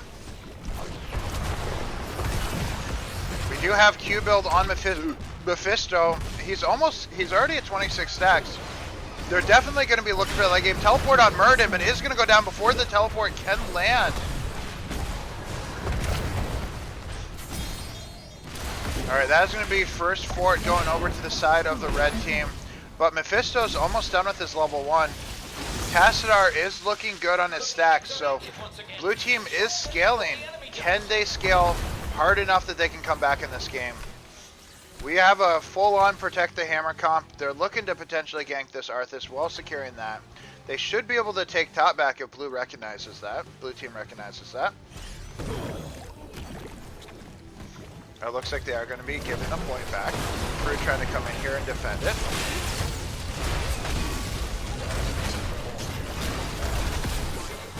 Oh, but Zarya doing a bunch of damage here. Oh, but they are going to get that kill on Crimson there. Teleport coming out, keeping Tassadar alive. The point did get taken, but Zarya's taking some damage here. Zarya's going to go down. Brightwing, it is 5 members bot lane, but they are getting picks here. 3 kills to 1 in favor of the blue team, but the map is getting heavily pushed in. Alright. Mephisto's almost finishes his Q quest. Blue team is looking to siege bot lane. Arthas is going to be capping top. Objective is going to be going in favor of the blue team for a little bit.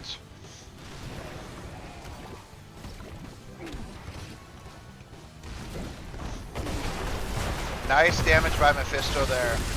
Silence coming out. Is going to be fine though. Zarya taking top. Teleport coming out to heal that Mephisto. Arthas had to back up. It's 38% versus... That's going to be ults coming out on the side of the blue team. Shield coming out. That is going to be a nice silence. That's going to be 2 going down. Alright, Q quest has been completed. Level 10 is almost online for the blue team. We do have that Graviton Surge, that shoved by Stukov, BFG by Hammer. Leo has not picked yet, and Blessed Shield by Johanna. We have Archon on Tassadar, Army of the Dead by Arthas. Durance on Mephisto, Blink Heal. Murden hasn't picked his ult yet either. Alright, with level 10 online, let's see if the blue team can make a play here.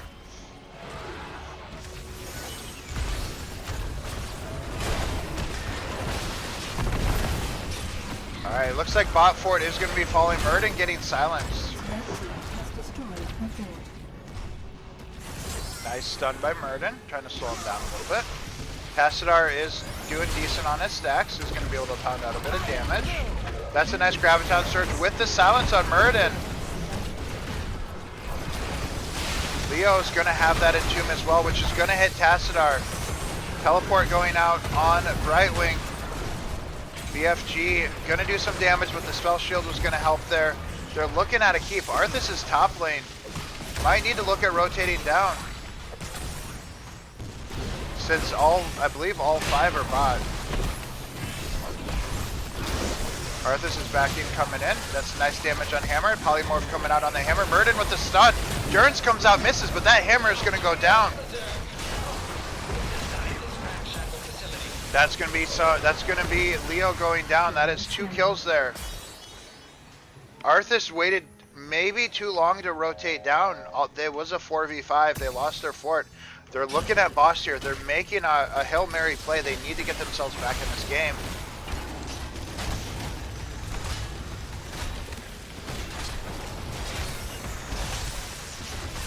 Leo does know that they're on boss. Red team does know. Are they going to try to stop it, or does it not matter?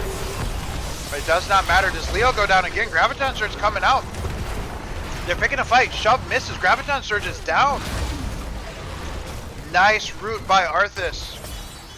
Objective's not spawning yet. Camp did get taken and is pushing in bot lane. That was a panic Graviton Surge. Almost level 13 online here. Is blue team looking for the fight here? Sergeant gonna get hit with that Durance. Damage is gonna come out. Archon gonna do some damage here. They want that top fort. Nice Hammer. The stun by Murden on Stukov. Very nice job. Archon getting some value. Mephisto, this double mage comp is doing work. That's nice damage on Leo. Arthas is clearing out bot lane. Nice damage by Tassadar onto that Hammer. Entomb coming out, but isn't going to have too much of a follow-up. Mephisto, being an absolute terror here, does have his Q quest done. Tassadar has some damage. This top fort is going to fall. Arthas is defending bot successfully. Alright, this is going to be a big objective for the side of Flexual Nicationers. Side of the blue team.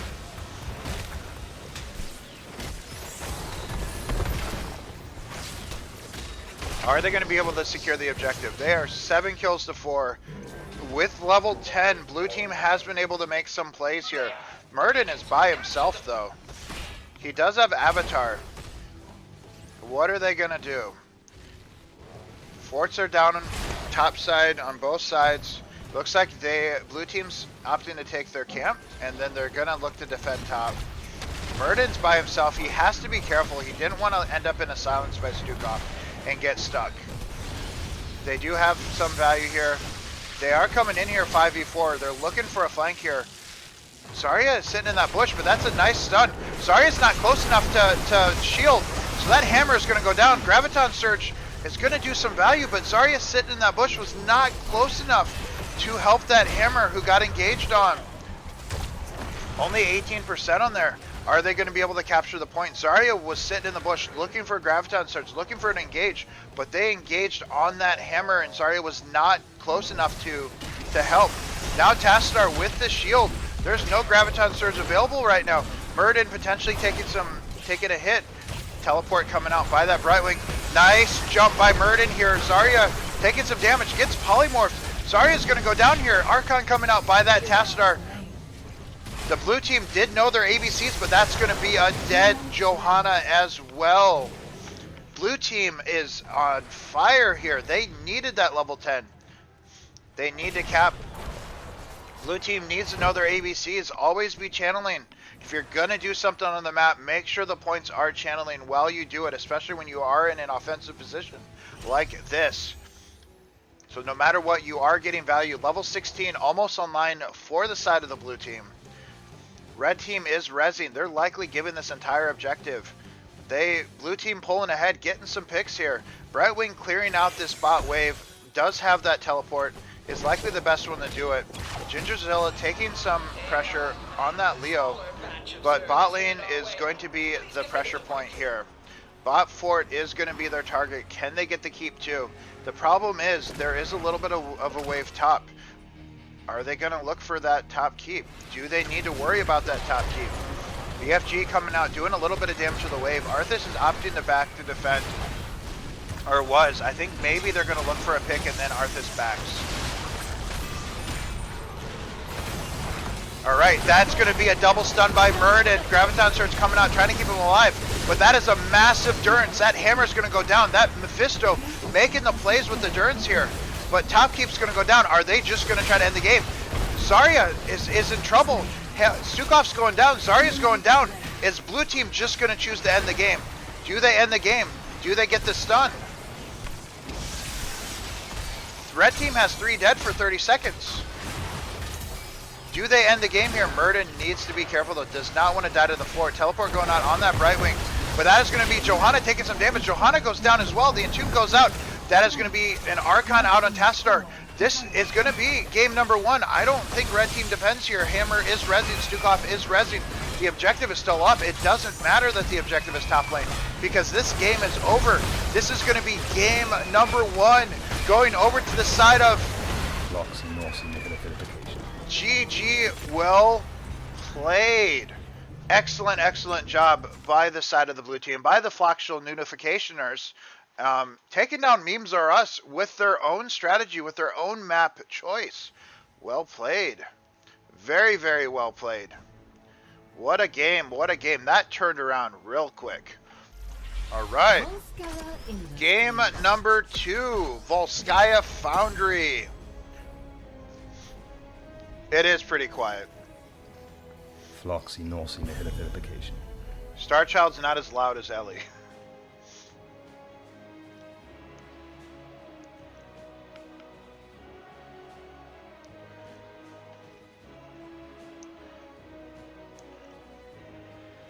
Demand your audio back? I can do that.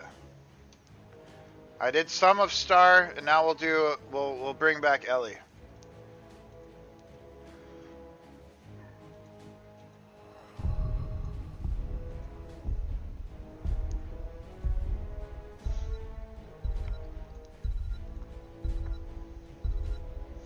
This is really the best part of it, is just the different pronunciations of it.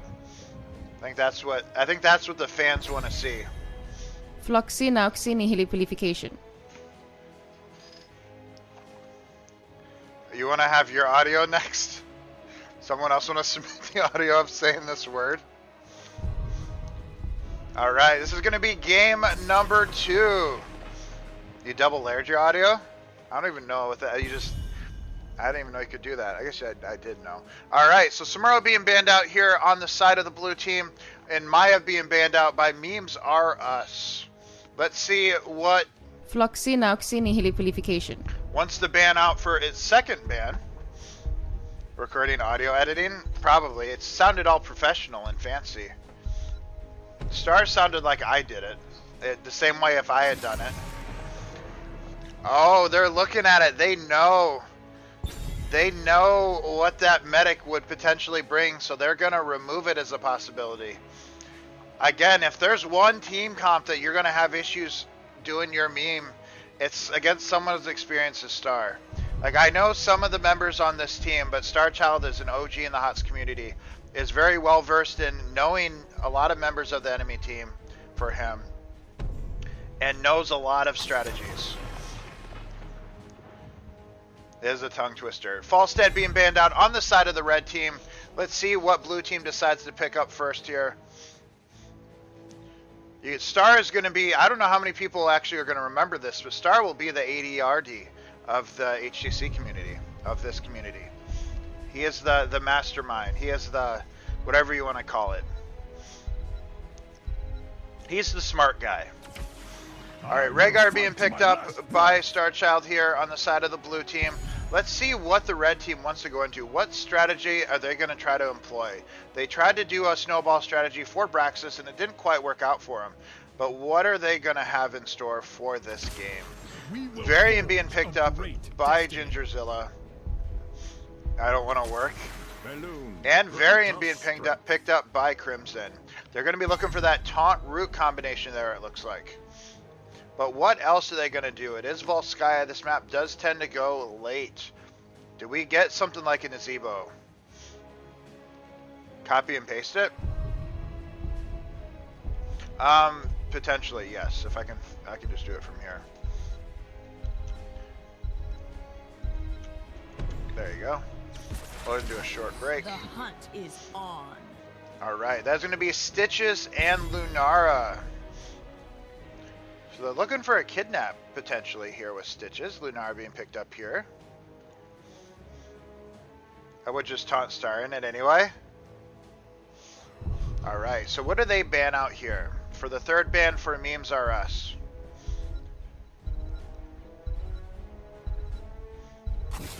Medivh. So they're afraid of the Stitches Medivh.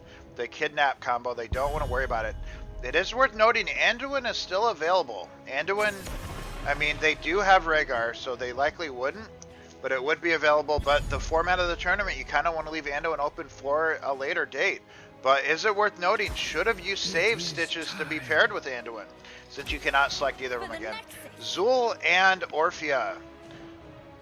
Alright, so what do they need? They need another damage dealer. Nor, what's he going to be looking at? Are we going to be looking at that solo lane Asmo? What is Nor holding in his pocket here? We do know that Bat can play Orphea really well. We do know that Fru does play Zul. I believe he used to be a high-level solo lane player. I don't know as much about Gingerzilla or Crimson, but I do know that they have meshed really well, other than Gingerzilla being friends with Fru. And that's going to be D.Va and Alarak being picked up on the side of the blue team. Kind of an interesting map for D.Va. You think you would have probably wanted to save her for a map like Infernal Shrines. But in a map like this, I guess you can have some point control with the D.Va bomb. And let's see what Nord picks up last here. There is a swap phase. They could swap it out, but we'll have to see. Greymane. So they're actually going conventional here. They're not going memes on this map. They're going for a conventional team comp with the likely variant taunt, with the root. They're going for a very root-heavy CC comp. Rhaegar does have cleanse. There is an ancestral potential. Stitches does have unstoppable at level 20. Lunara does have a level 13 cleanse talent, I believe. So we'll have to see. Game number 2. It is going to be Floxy Nauxy Nihilipilification. versus Memes Are Us. Are they going to be going up 2-0? Is Memes Are Us going to tie it up 1-1 with this kind of conventional team comp here? Or what are they going to do? Starchild being a rebel with the doesn't have the thing. All right. Game number 2 in this best of 5 series. OBJ on that D.Va. Stitch is being played by Visp. Starchild on that Rhaegar. Lark on Lunara. Volta on that Alarak. Memes Are Us. We got Sergeant playing that Orphea. Fru on Zul. Crimson playing that Malfurion. Gingerzilla on that Varian. And Nor will be on Greymane. Memes Are Us. 5, 4, 3, 2, 1. Alright, game number 2 in this best of 5 series to see who goes up against Barley's Chewies in the grand finals. It looks like they're looking for a gank, but obviously the Lunara Wisp is going to scout it out mid-game. Hey, we might. Alright, they're going to be looking for a hook on Stitches. Does need to be careful. The one fortunate part we have is there's not a lot of burst follow-up for that hook. There is Alarak, but not a lot of root. Like, generally with Stitches, you do want an Uther, you do want a Malfurion. But they do not have that. Hook comes out and misses. It's going to be Lightning build on that Alarak as well. Fru taking some damage here.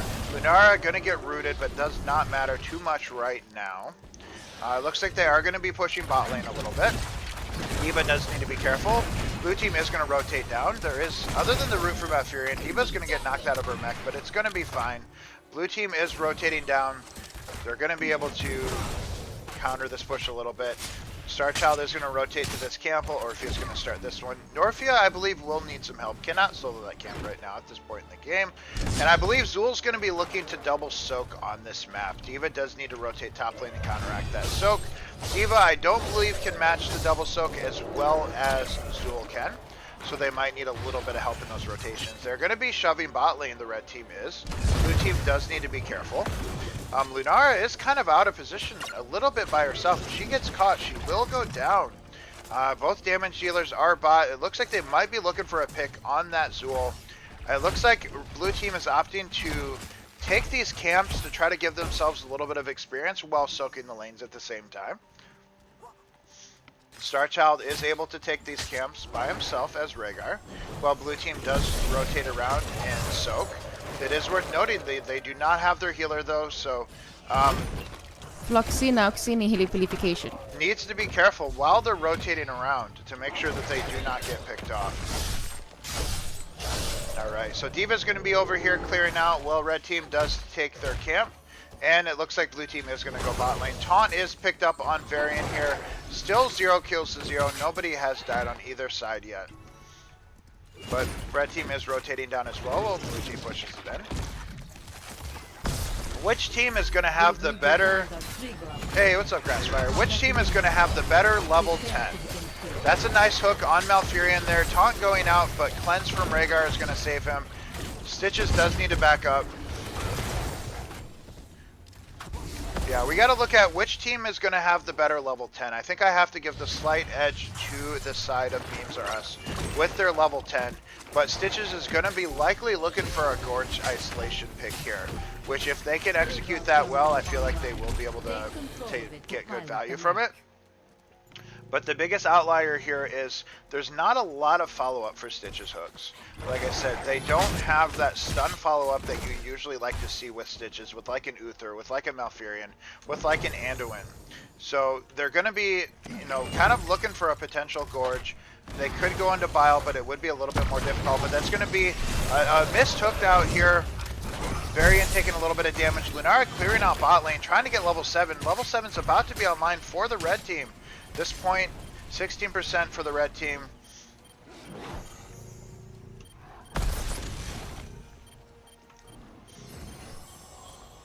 Item control is even right now, but the camp is up on the left side and the right side as well. Let's see if the teams opt to go and try to take those. D.Va is clearing out top lane, does not have her bomb though, so they do need to be careful. Taunt going out on that Unstoppable, on that Stitches. I couldn't even see who it was. Taunt was going out on Stitches. That's going to be Alarat going down as well. It's going to be first blood on the side of the red team. Nor taking a bit of damage here. Crimson needs to come in and heal him. Rhaegar might be able to get a pick here. Needs to be careful. That was a really good taunt by Varian. Again, a level 10 is, I think, what blue team is kind of aiming for.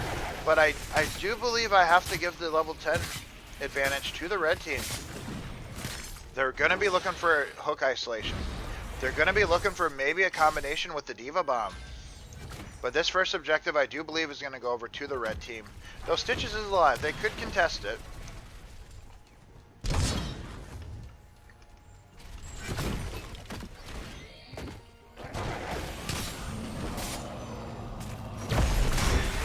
That's light. That's not good. Alright, but Fruit's taking some damage here. Shield's going to go out, trying to keep him alive. But that's going to be first objective of the game. Going over to the side of the red team. Thought we had lost someone for a second. Alright. So it is pretty normal to only put one person in the protector. That's going to be a hook on Crimson. Stitch is kind of getting caught out here. D.Va. Not a whole lot of damage coming out from the protector. This first protector is not going to do a whole lot. Level 10 is almost online for the red team. So blue team does need to be careful of the counter engage. That is just going to be hook damage. That level 7 talent on hook does give it a little bit of percent damage, which is what that hook was intended to do. That's going to be a Poison Nova on D.Va with the bomb. D.Va's going to get rooted here, and D.Va is going to go down. If she could have launched her bomb, but how it worked with the Malfurion route was that as she popped out of her mech, it was a new target, so that target could get rooted even though The D.Va mech already got rooted. But we do have Gorge on Stitches. We do have Bunny Hop on D.Va, Ancestral Healing, Leaping Strike, and Counter Strike. That's going to be a Gorge on Varian, though. Walking up, not respecting him.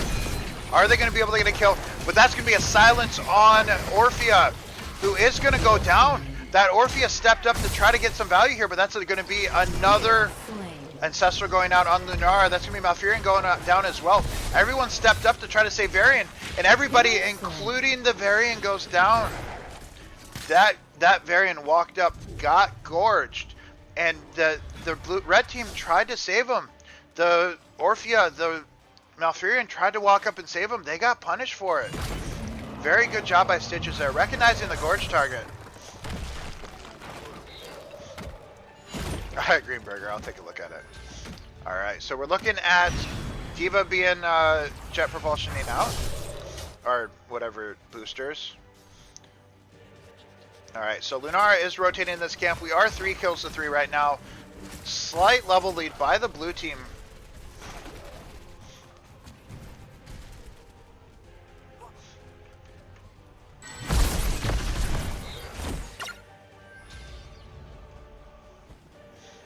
Alright, D.Va harassing the Azul here, who is potentially going to get picked off. Gorge is available and is going to be used on the Azul. Could not root him ahead of time. Generally, if you know you're getting gorged, you try to root him out.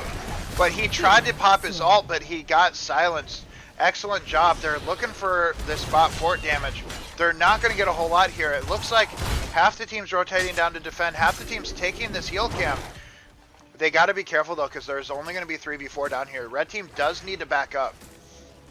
Level 13 is online for the side of the red team. That does mean Fishing Hook is online. Blue team does have this camp. They need to be careful. Oh, Starchild being very aggressive there. Taunt could have went out.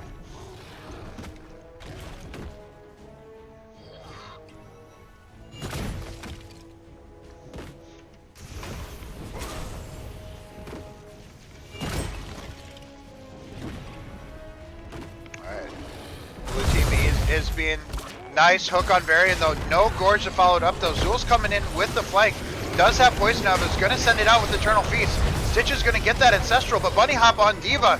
There is no bomb for D.Va though. D.Va does need to get out of there. That's going to be a Gorge on that Orphea, unstoppable by Rhaegar to make sure there's no taunt, which was on cooldown anyway. But Bat's taking some damage here on Orphea, but is going to get out of there. Leaping Strike by Lunara to take down Malfurion. The blue team has a very... Hook's going to come out. It's going to connect on Varian. This Stitches is on fire with those hooks. That Varian's going down. He knows he's dead. He knows he's got to get out of there. That Stitches is on fire with the hooks here. What blue team's doing is very, very clever. They're gorging one target, killing another. That Malfurion is stepping up to try to save the gorge targets, and then they become the target themselves. And it's worked twice. Alright, is red team going to be able to adjust? Because they keep getting punished. Because it doesn't matter who you gorge if you target someone else. Lunar does need to be careful. Does have 2 Leaping Strikes to try to get out. Oh, might go down here. Oh, he is going to get him. Nor does get that kill there with that go for the throat. Very nice job by Nor. And level 16 is on the horizon for the blue team. And they're looking for a fight here. They need to be careful. Rhaegar's going to get collapsed on here. He doesn't have Ancestral for himself. Nice Gorge on Malfurion. That Gorge was huge. Bunny Hop used to keep him alive. Are they going to be able to take down Crimson? But Fruit taking some damage too. As is that everybody's going down. Red team is falling. Everyone just got blasted at one time, I'm pretty sure, by Counter-Strike. There's going to be another hook coming out. Who's the hook going to be aimed at? Crimson taking some damage here. D.Va doesn't have bomb yet. There's going to be another hook aiming for Crimson, but does not connect. Zul gets destroyed under the fort. Level 16 online for the blue team.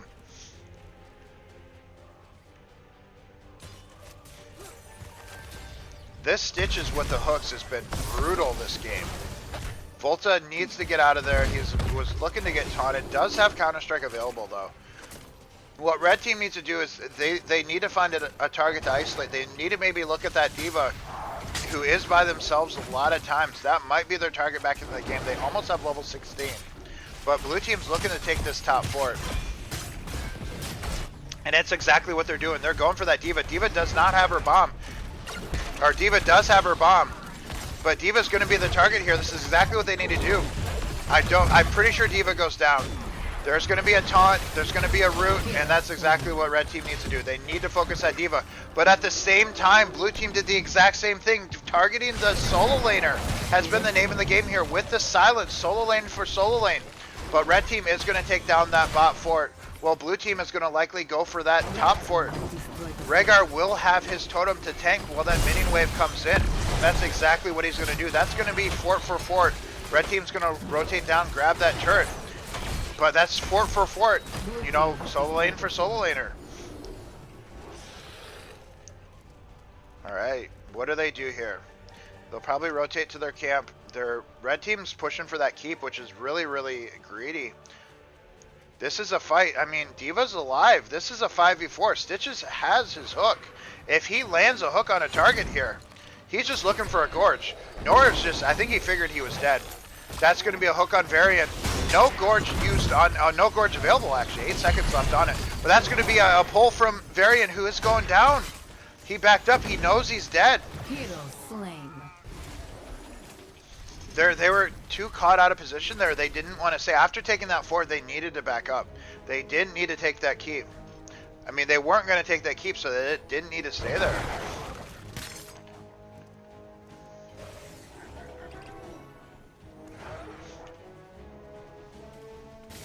Stitches has Gorge available.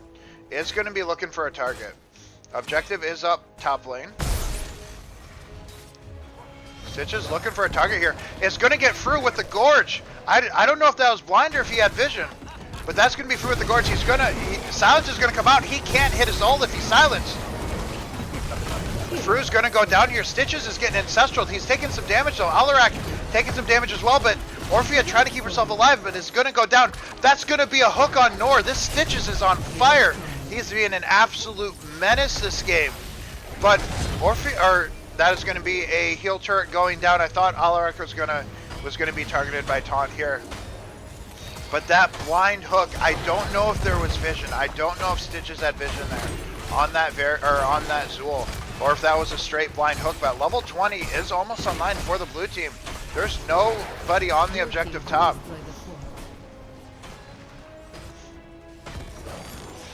It's the Wisp? Okay, that makes sense.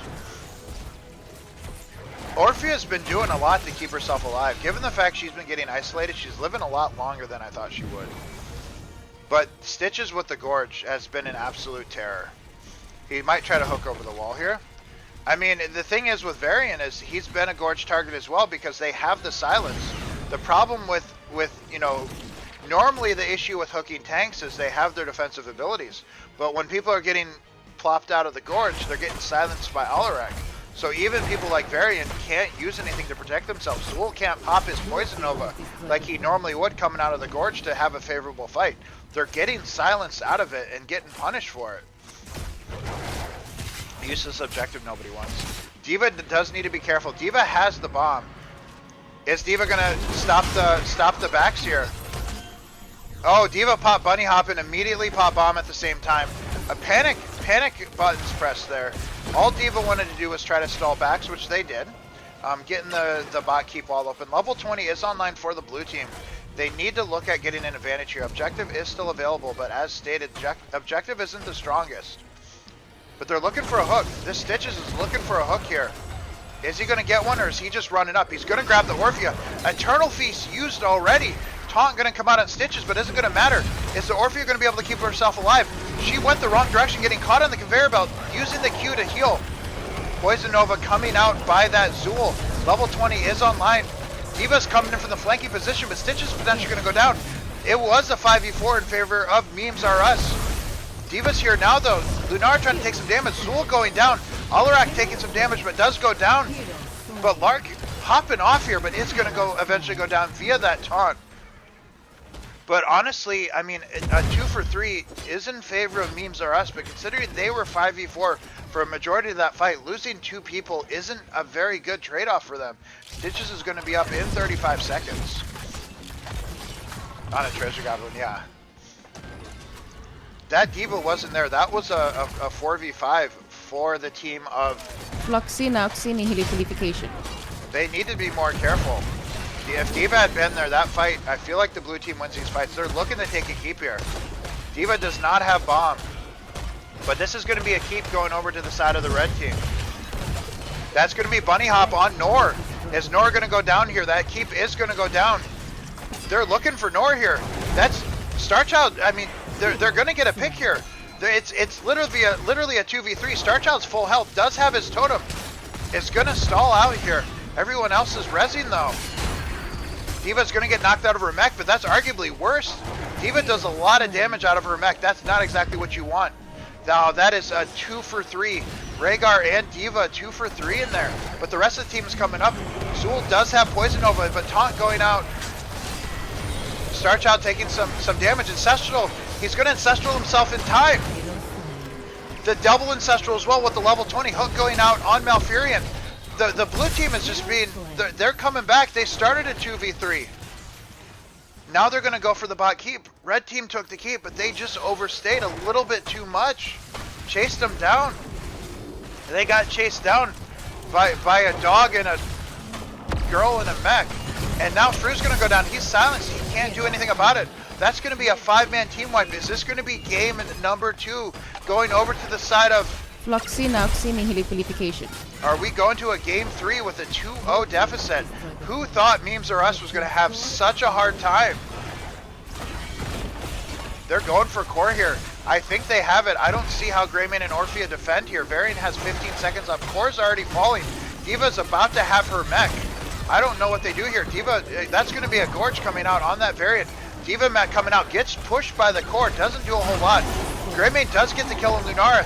Are they going to be able to hold here? They do just need to right-click the core. They should have it. That's going to be a Rhaegar going down too. Greymane's almost dead as well though, but that's going to be game number 1 or game number 2 going over to the side of Floxy Moxy Finger Macations. I thought blue team or red team almost held there. They tried to meme, but they're getting denied. Starchild's sniffing out what they're trying to do, and they're struggling. They went for a more conventional comp, which worked yesterday, but it almost worked today. But they got countered. They got a little bit greedy. All right, looks like we're getting ourselves into game number 3. Tomb of the Spider Queen. Game number 3, Tomb of the Spider Queen. And potentially the last game of this series. Is Memes R Us going to get 3-0'd here, or is the blue team going to be able to, or is the blue team going to get the 3-0, or can Memes R Us get the reverse sweep and get themselves back into this series? All right, let's see what we want to ban out here.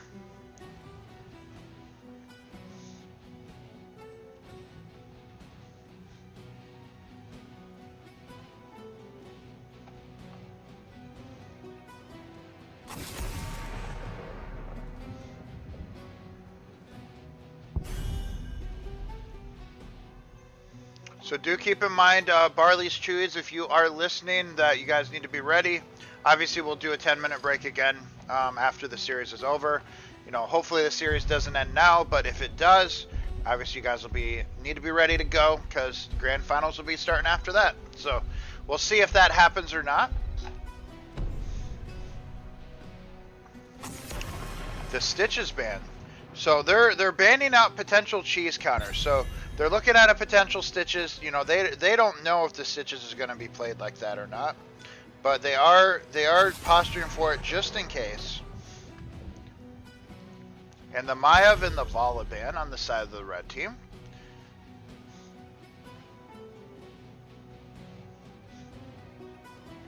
Last time they banned out the medic. Are they worried about Juice Pirates again? On a map this small, it might not be as much of a threat.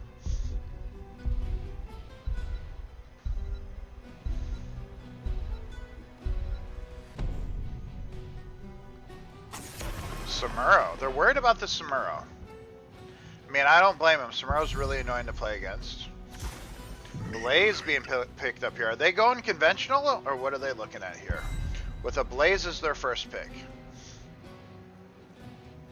Remember, they cannot select anything that has been picked in the first 2 games. So we got Johanna and Anduin. Anduin hasn't, you know, we stated maybe Anduin could have been paired with the Stitches, but Johanna has not been selected yet by the blue team. I believe it was selected by the red team. Thrall in and Ubrak. So they're looking for triple frontline here.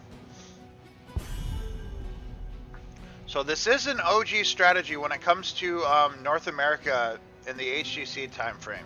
There was a North American team that went by the name of, I want to say Tempo Storm, that did a heavy frontline melee comp. That worked very, very well during the North American leaderboard, or ladder board, whatever you want to call it. So I've seen this strategy before. I don't know yet if that's what they're going for, but I mean, triple frontline is pretty scary. And Deathwing being picked out, which is one of the counters to it.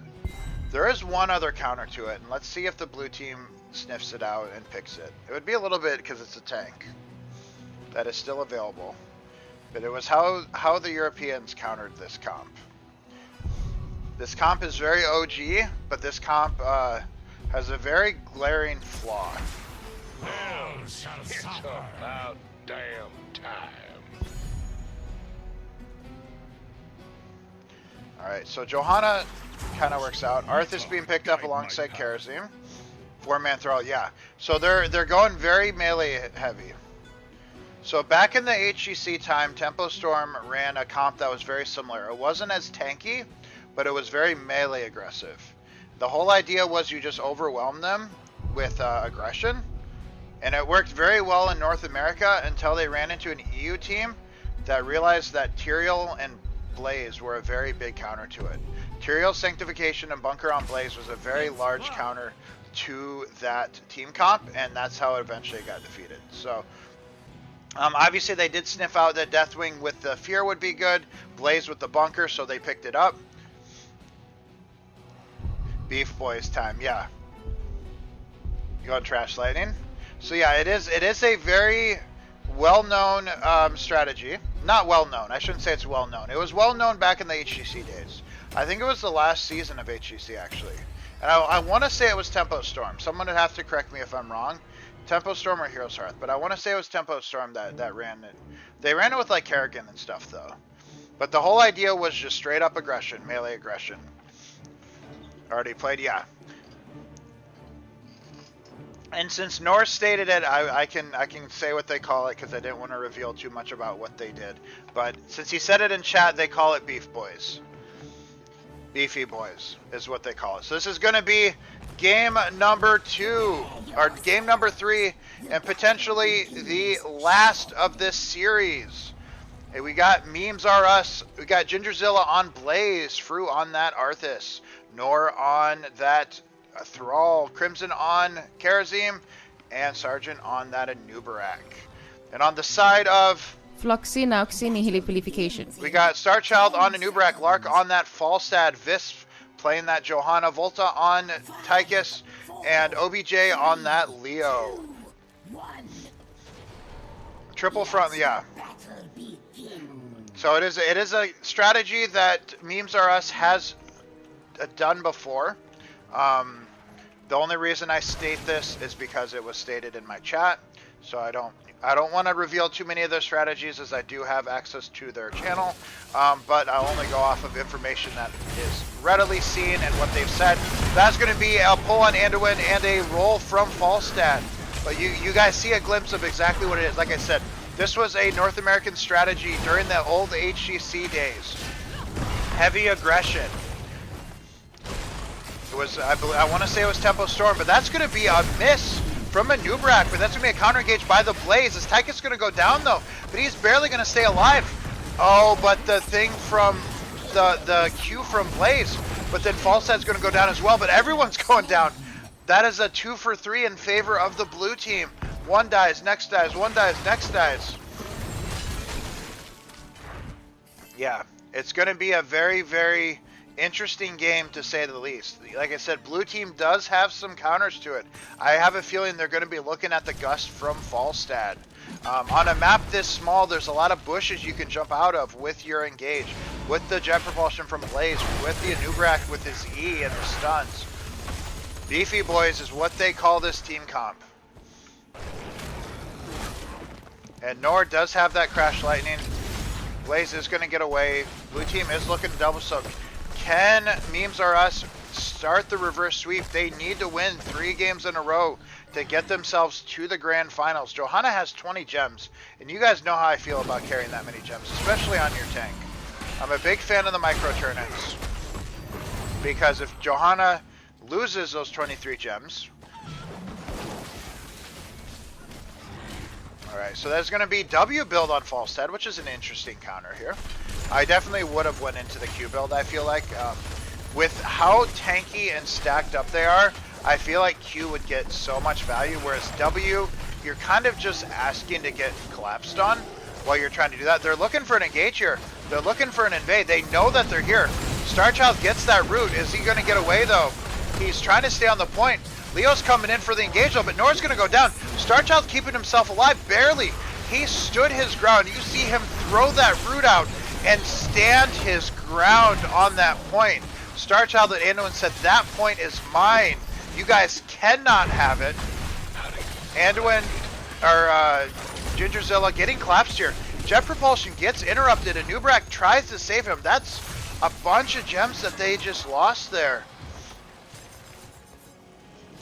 Blue team just ready. Starchild says, you cannot have that point. They weren't all there. They weren't all there for the invade. Leo came in and that really helped them out a lot. Alright, so Leo's going to get the turn in. Again, Johanna's looking to get that turn in. Nor's defending with his Crash Light is actually pretty perfect. But they're going to re-engage on Nor here. Falstad coming out with the W, going to take some damage. Q going out. Nor is going to go down on that Falstad. He tried to delay. Blaze tried to stop him, but it didn't matter. I still don't think W was the right call for Falstad here. I think Q would have gotten so much more value here.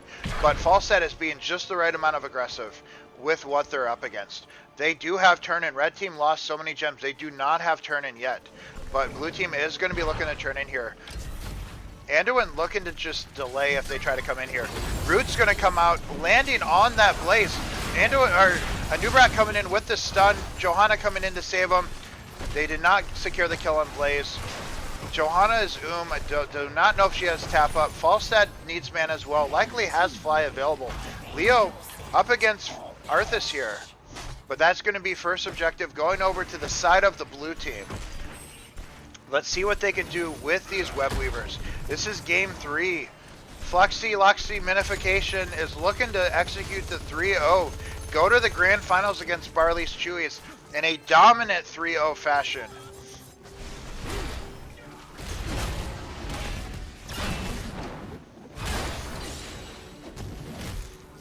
Alright, let's see what we can do here.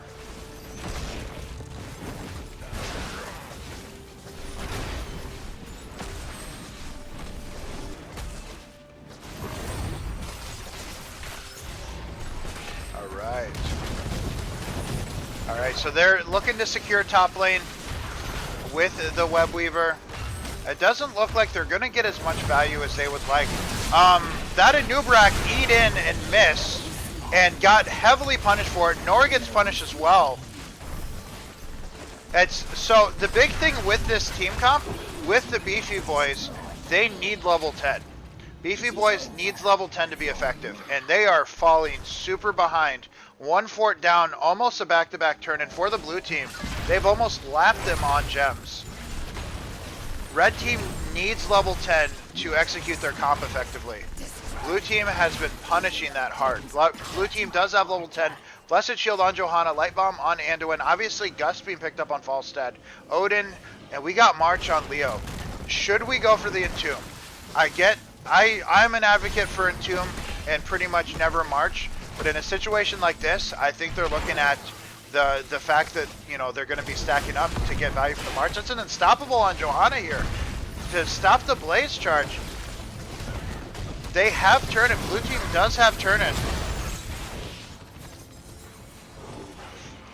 4 W stacks. Again, would Lark have been better going into that Q build on Falstad? He has 4 W stacks. He can't effectively stack it. March going out to try to keep him alive. He is going to go down. Anubrak with the engage. Once that fort, Level 10 is on the horizon for it, but that is going to be a light bomb. That they had a little bit of miscommunication there.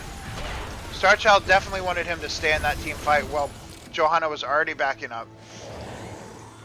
I could have seen auto attack. I just like Q. I'm partial to Q. Auto attack could have worked as well. I just W. I don't think it's the call here. Blue team is going to have back-to-back turn in here. Blaze is going to be out of position. So here we got level 10 online for the red team. We do have Locust Swarm on Anubrak. We do have Combustion on Blaze. We got Cinder Gosa. We got 7-sided Strike. Thrall, I assume, wants to go into Earthquake just to kind of lock him down, but he might go for Sundering for the extra damage. Pansy March at 20 could be the play. Super sucky hand, as I like to call it. Mid's going to get cleared up pretty hard. What are they looking at here? They do have, Anduin does have the double root with the 5 stacks already. Blessed Shield going out on Johanna. They're just looking to clear it though. They maybe were going to go for an engage here. Light Bomb was available, but I guess they're opting to clear the objective instead of, or push in the objective instead of looking for a team fight. I forgot the objective. But look at it. Top fort, bot fort are down on the side of the red team. Fruit taking some damage here. Crash Lightning at 16 stacks over the halfway point, but they want this mid fort. The only ult down on the blue team is Blessed Shield. Red team has all of their ults available. Unstoppable being used very early. Johanna looking to defend here. They need to be careful. Jet Propulsion gets interrupted by the root on Anduin. Red team just cannot execute the way they want to. Blue team has an answer to everything that they're trying to do. The red team did need their level 20. They have not been able to execute a team fight with their level 10s yet. Not level 20, level 10s. If they can get a team fight utilizing their level 10s, that is going to be their chance here. Blue team is playing it phenomenally though. But Jet Propulsion used to get away. Light Bomb going out, 7-sided Strike, but Nor's going to go down. That's going to be a gust on that Combustion to keep him alive. Look at the March though. March is going to get value. Arthas is going to go down as well. Blaze is trying to pick it up. He does not have mana. Odin is out on that Tychus. Gems were picked up. I don't believe any gems were lost by the red team. But look at what's happening though. Johanna is going to interrupt the back on Blaze, who is going to be able to get back. But that fort is going to go down. That March getting value there. Leo Wraith walking into the backline, marching himself to safety, doing a bunch of damage at the same time. Combustion on Blaze makes sense with the team comp, but Gust was the counter. Wraithwalk just to get away. What are they going to do? They can't engage on it. Leo's not the easiest target to collapse on. They were able to get that pick earlier, but it took 4 or 5 of them to do it. They have Gust as a counter engage. All right. So red team does have a turn in. Blue team is very close, but does not have another turn in yet.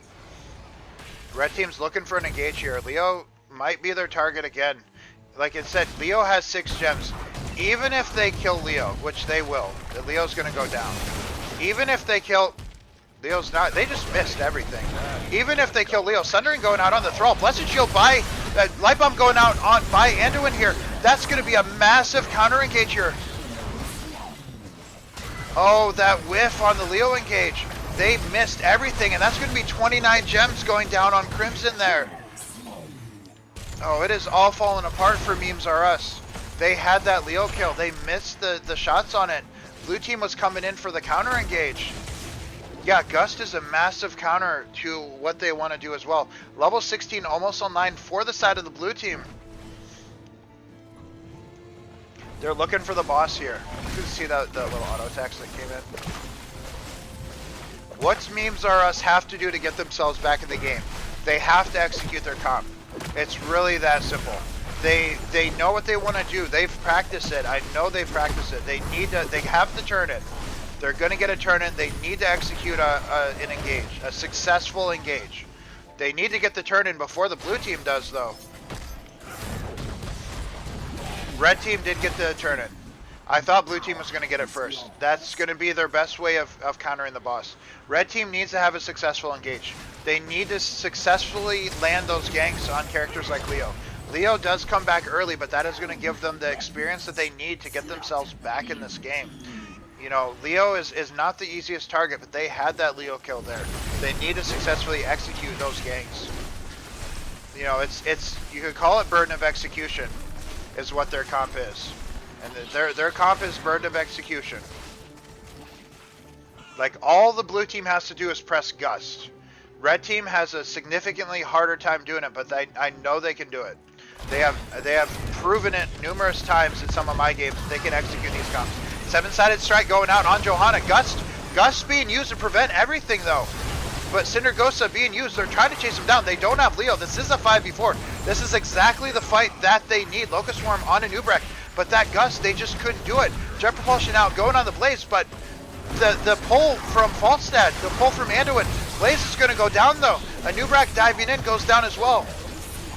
It just, the Anduin pull, the counter engage, the counter pressure with the Gust is exactly what they needed.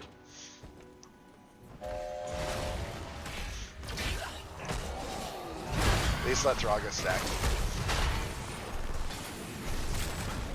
Like I said, it is a burden of execution for the red team. They need to execute things relatively flawlessly, which I know they can. I've seen them do it before. The problem is, all Falstad has to do is press Gust. Anduin has pulled a counteract, whoever they engage on. Honestly, they need to engage on Anduin, but how do you get the Anduin through Leo, through Johanna? Because Anduin saves whoever they target.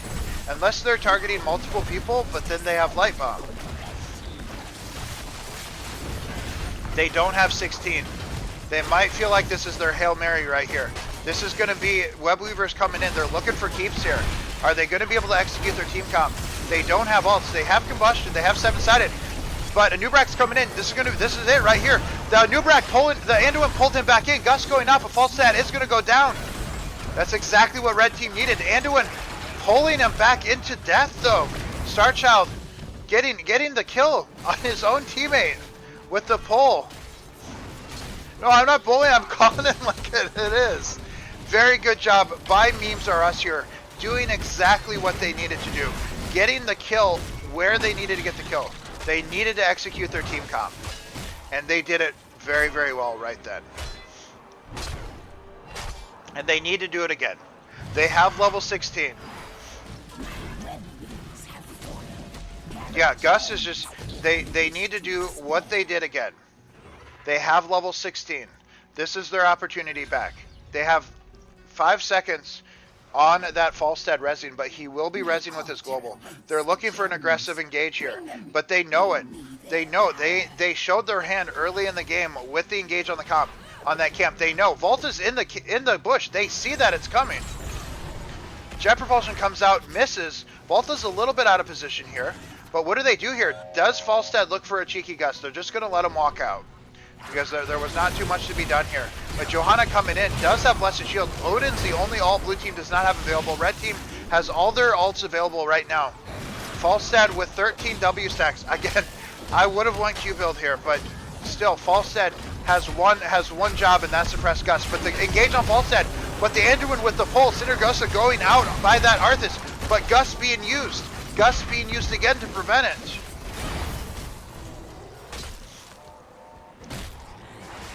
What a game! What a game! It's just the game of how does red team do it? How does red team execute their comp versus the blue team? Like Anduin has pulled. They did it once. They really need to engage when Gust is down, which Gust is down right now. Sundering going out, 7-sided on that Johanna. A Nubrecht with the E in there. W on Falstad, not really doing a lot. Jet Propulsion on Blaze though. It's exactly what they need. This is going to be a light bomb on hitting floor, unstoppable on Blaze though. Gust is not available for 12 seconds, but Jet Propulsion on Blaze. Level 20 is online for the blue team. Odin out, big red button on Tychus, but that's going to be the extra spooky handing by that Leo. Karazim did not take cleanse at 16. They're going for more damage. Karazim is part of their execution. Cleanse might have been the pick here. Not for the Q. I mean, you can do both though, is the thing. Alright, blue team does have turn in. Gust is available again. Honestly, red team needs to bait the Gust. They need to bait and engage without using their ults. Bait the Gust. which will gust them to safety, and then go from there. That's I think what red team needs to do. You know, if gust is used, then it's really engage on Anduin, or get themselves an angle where the gust isn't an option. But it's so hard, especially into level 20, especially into wind tunnel at level 20. They pretty much have to bait the gust now. Otherwise, how do you do it? Like, they have to bait the gust. That's really their only option right now, is to bait the gust.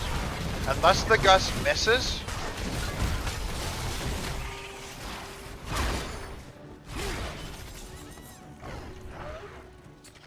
But Floxy Moxie Pilification is showing that they know what to do. Kerosene coming with the damage. 7-sided strike going out. Sundering going out. Trying to do some damage. Blessed Shield by Johanna. And Light Bomb coming out from Anduin. Doing some damage here. Red team is falling. They do not have level 20. Blaze in the backline with the Unstoppable Combustion. But Fru's going to go down on that Arthas. Blaze was trying to use the Unstoppable. But that's going to be Leo going down. Wind Tunnel on that by Falstad. They did take down Leo. They do get a kill. The comeback experience is in the favor of the red team there, but their core is falling. They are down Arthas. It is a 4v4, but the red team is low. But they do not have Gust. This is their opportunity right here. They don't have level 20, but every alt except for Odin, or Odin, no, now Odin's down. They still have Syndergosa. Is it worth the red team chasing down with Cindy right now? Every alt is down on the side of the blue team. And they're going for boss. Blue team is going for boss. Red team does not have level 20, but they do have turn-in. Yeah, Leo is who they have. Leo's rezzing.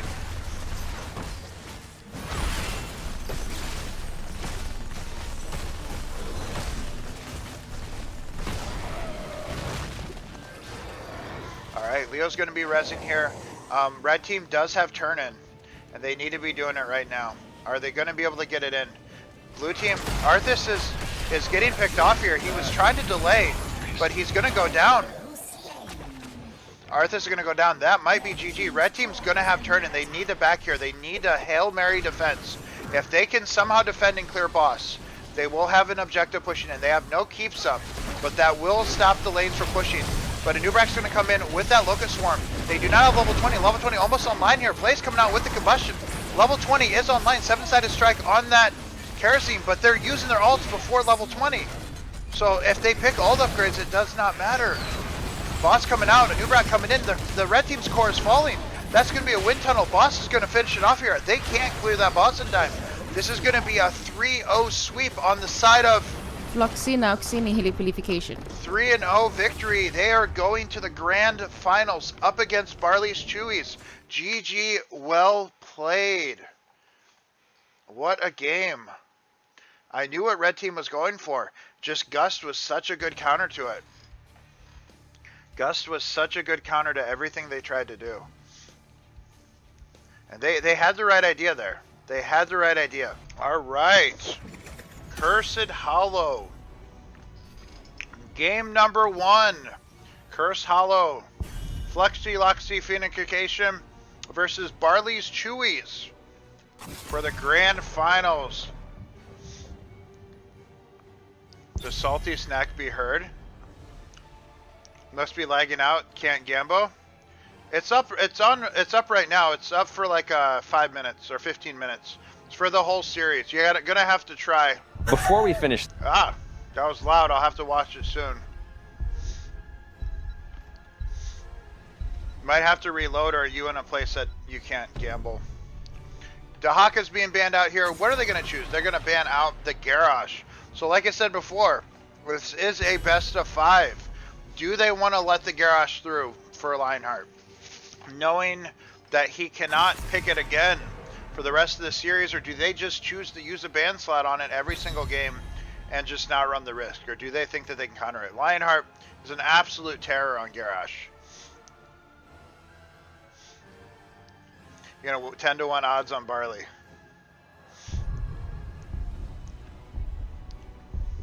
But yeah, they're going to be banning out Dahaka and Brightwing, whereas Garrosh is going to be banned out on the side of Fluxy whatevers.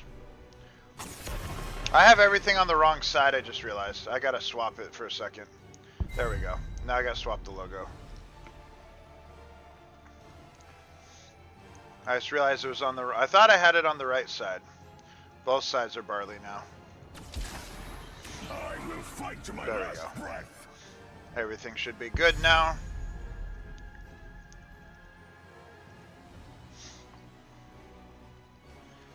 These juice pirates in our memory. 34k. We got 56k on I said on a win. On Barley's Chewies, and we got 100k on Floxy Macationers. They were never able to execute the juice pirates because they sniffed it out and banned medic. Alright, we do have a Murden and Diva being picked up on the side of Floxy na Oxini Hilipilification. and then we got Rhaegar being picked up by Mixon. These are going to be the grand finals. Nubrak being picked up by Lido and Hart. And Tastar being picked up by Vanderus. That fake money, eh? These are going to be the grand finals. So these teams are going to walk away with a majority of the cash prize. A majority of the $1,000 of the Fru prize pool. And they're also going to, the first place winner is also going to walk away with 320Ks each. Second place will walk away with 120K each. So on top of the cash prize pool, they'll get the extra exclusive 20K boxes.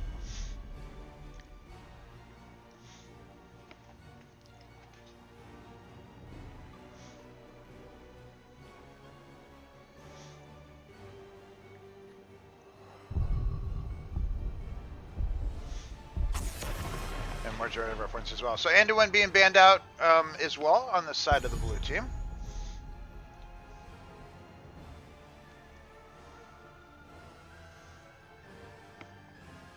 And Imperius being banned out. So they don't want to give Ghetto Aim that Imperius.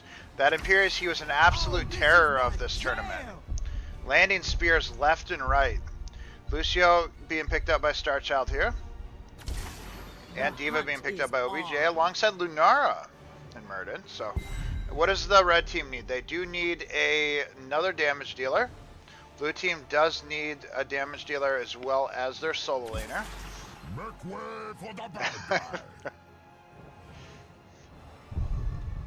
Raviment Sanchez. What's up, Andres? Alright, and Artanis being picked up by Ghetto Aim. What's Volta gonna go here?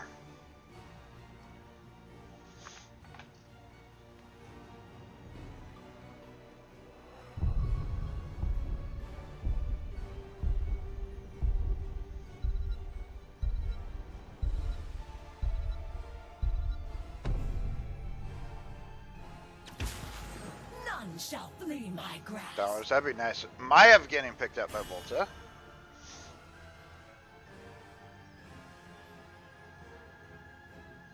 This is going to be very exciting. Both of these teams have been relatively dominant in their series. So we'll see how they match up to each other. Pizza slices, exactly.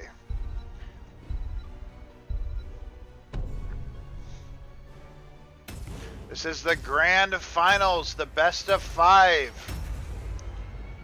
Let's see what we can do here.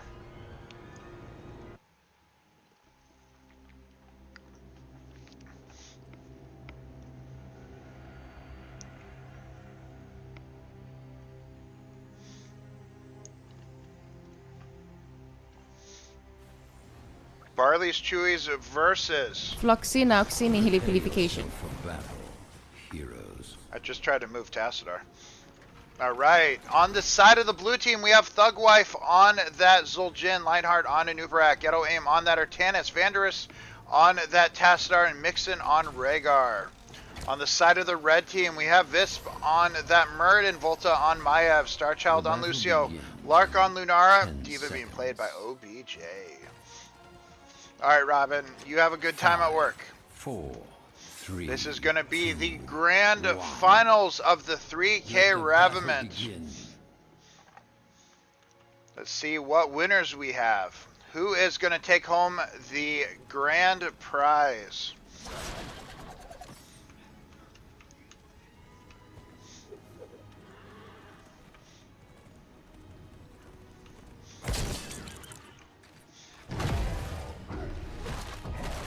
What's up, Bongo? You did make it for the finals.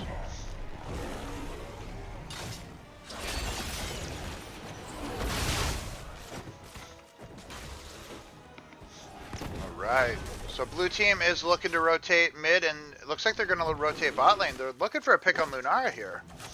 Are they going to get her? Is Lunara going to get away? She is barely going to get out. If she was just maybe a second later, she would have got engaged on by Nubrak. And it just looked like they're looking to double soak. Lunara Wisp is going to scout out their rotations as well, as they do look like they're going to rotate to the Knights. Artanis is getting engaged on here, but should be fine.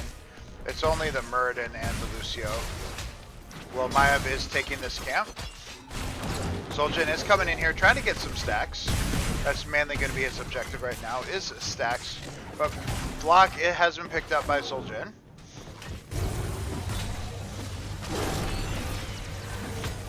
Alright, so the Knights being picked up on both teams pretty much simultaneously. Nubrak anchoring out bot lane.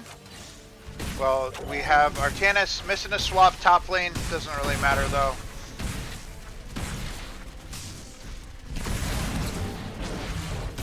And it looks like Rhaegar will be taking the Giants as well, posturing them for the objective, I'm sure. Well, red team picks up their Giants. Lunara taking a bit of damage here, but is not going to go down. So just a lot of little skirmishes going on. Tassadar, you know, skirmishing back and forth with that Muradin.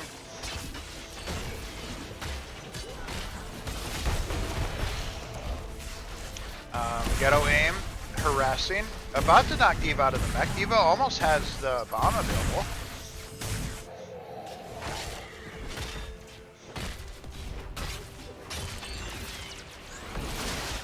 They're pinging danger. Someone's pinging danger in that bush. Rhaegar's holding that camp as they should.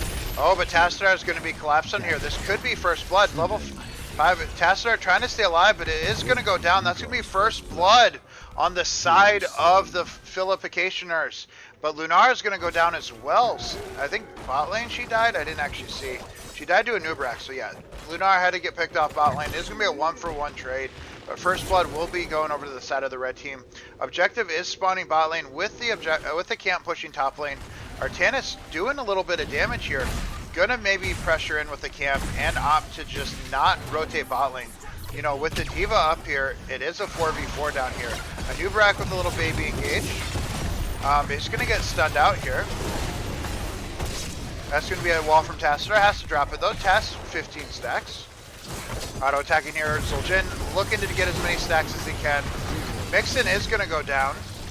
Or Mixon is going to take down Muradin. Zul'jin is going to go down, but you know, he got stacks on the way out. Alright. Nice job by Barley's Chewies. Alright, so they're just looking to trade back and forth.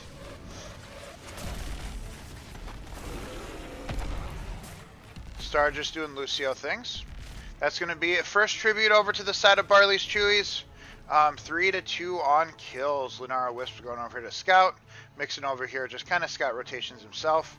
Well, a Nubrak has to kind of anchor out bot lane a little bit. Maiev over here harassing, trying to get a little engage here. Uses the vault. Jump gets interrupted by the Muradin stun. Vander is taking some damage here. Gather tribute or face me. Maiev trying to get some resets on here, but can't quite get in range. For next objective is going to be spawning top lane. Blue team is likely going to tap / back. Artanis is potentially going to be out of position here. Maev's going to come in with the bull, gonna potentially get a pick here, trying to keep a shield to get himself alive. But I feel like Artanis is going to go down here. He was trying to do something to give himself a shield. He did not have tap available. Healer was not close enough. Both are coming in for a little bit of a pull. Gets a vault. And Lucio's going to be able to cap that tribute. So it's going to be 1-for-1 on tributes. 3-for-3 on kills. Relatively even game so far.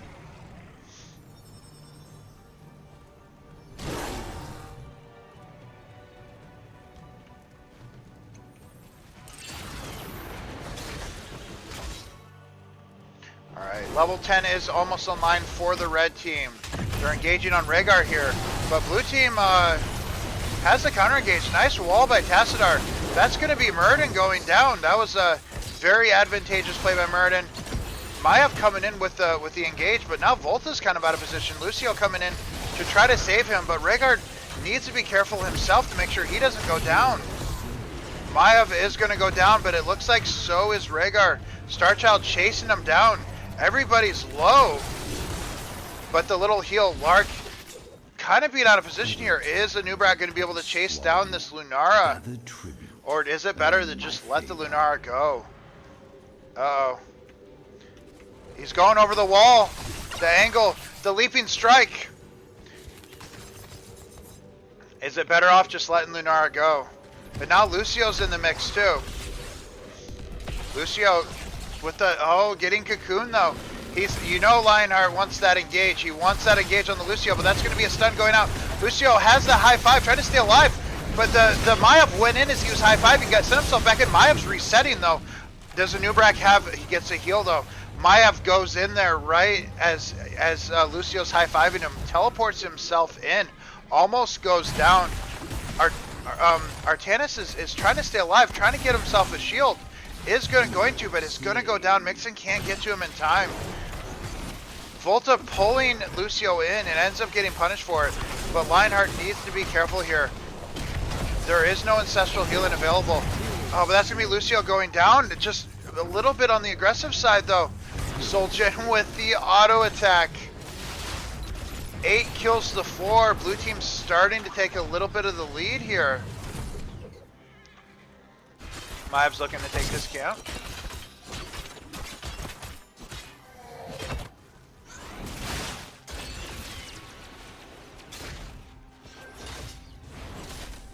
Alright, they're going to rotate and take their respective camps.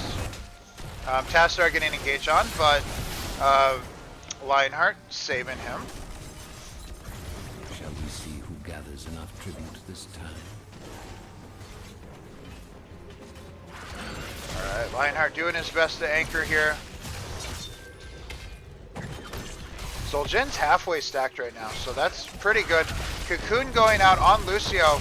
Mixon's low though. Volta's coming in with the aggression. They don't have the engage. They did not have Tassadar. Containment Disc goes out and misses. Pull coming out, hitting that Zul'jin. He does have Tazdingo. Ancestral is available as well. Oh, Thugwife panicked a little bit. He could have gotten some more stacks. D.Va's going to go down. D.Va's going to get knocked out of her mech, potentially. Not actually, though. But Tassadar's going to go down. Zul'jin's going to go down. Artanis is going to go down. They're going to rotate to the boss. Red team taking it back here.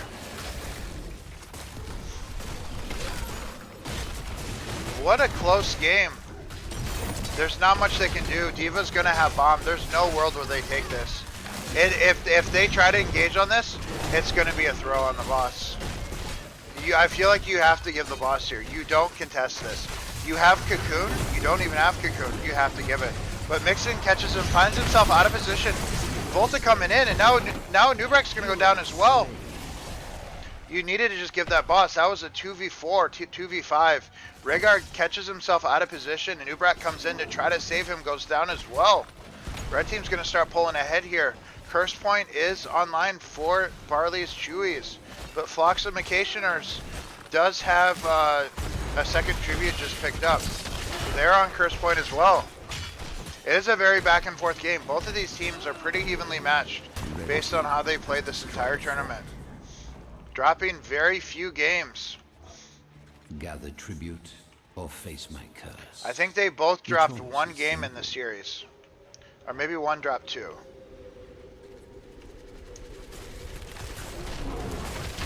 I think Barley's Chewies dropped 2 games and Fluxia's dropped 1. No, Fluxia's hasn't dropped any. Because they 2-0, 3-0'd.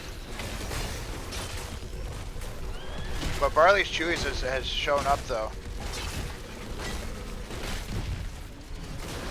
Oh, that's going to be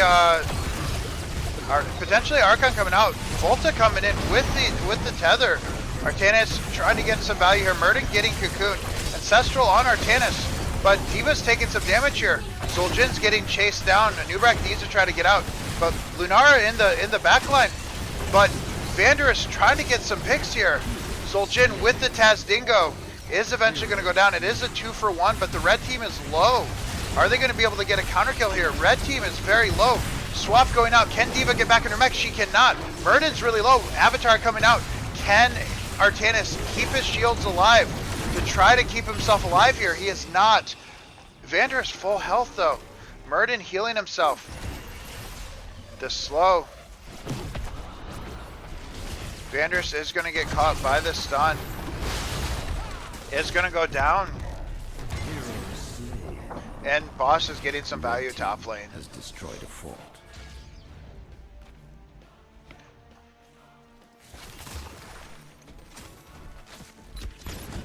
Alright, that's going to be Curse going over to the side of Flocka Nocation Populationers. It's getting worse every time I say it. Alright, so what can Red Team do with this Curse? They have level 16.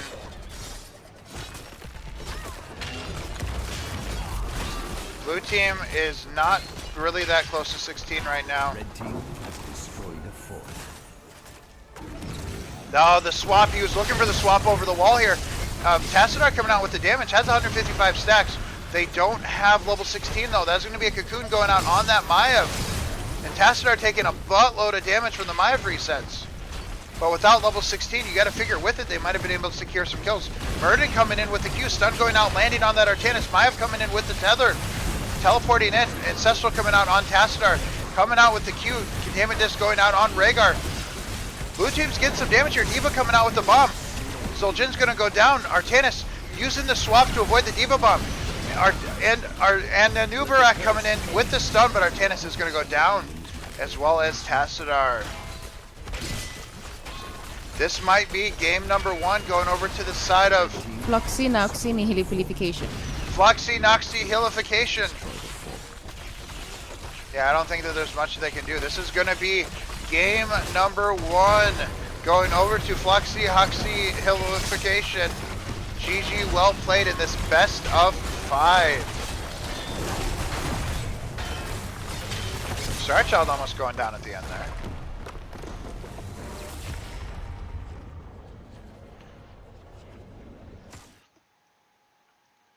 GG's well played. Barley's Chewy started out very, very strong, and I feel like it was very similar to a lot of other ones you run into. Once level 10 was achieved, then it kind of flipped on its head. Alright, Infernal Shrines for game number 2 of this best of 5.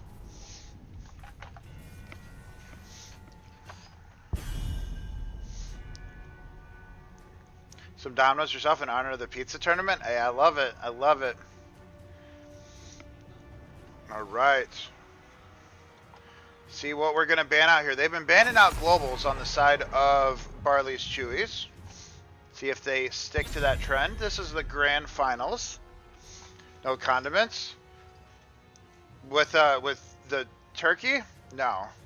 I just go normal stuff. Just meat and cheese.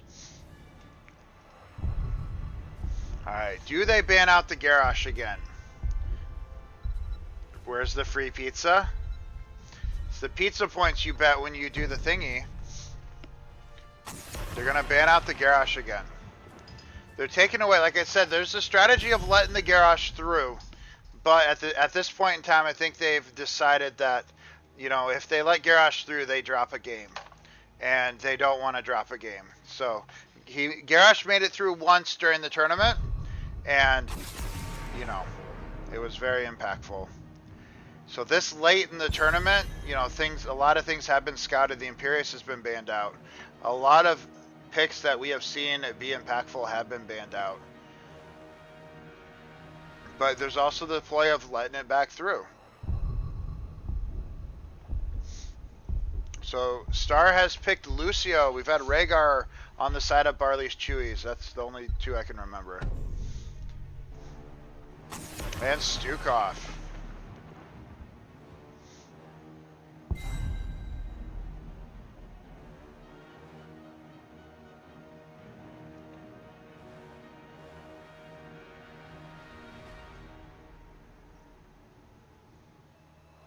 Jim Morales are open here. Alright, It's we're going to be about first picking damn Tychus here. time. So what do they have planned that they want to first pick Tychus? It means that they're looking to counter percent damage, or they're trying to remove the counter themselves from a potential later pick in the draft.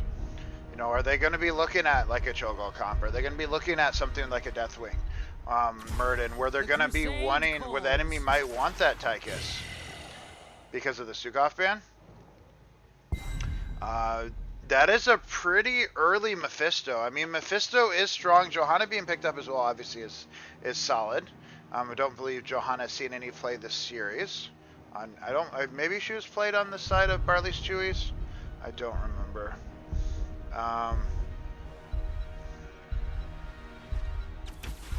Here we go again.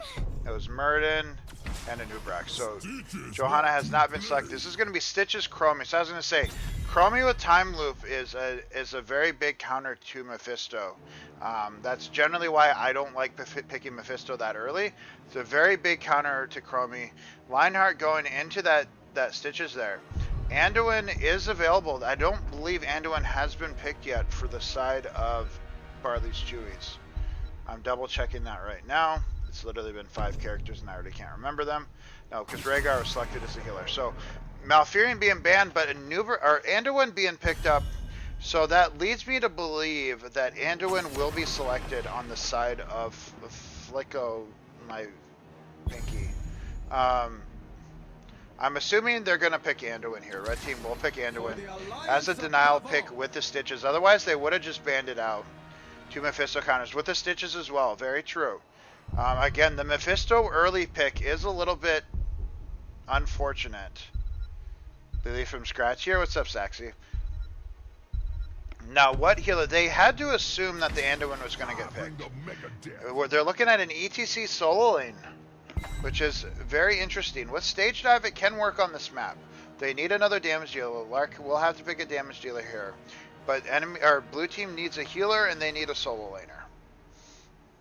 Now let's see what they want to go into here. They have a lot of options. A lot of things have been shown. There are a lot of healers. We're going to go with the Leo. You know, we did pick, who did they have? And the Deckard.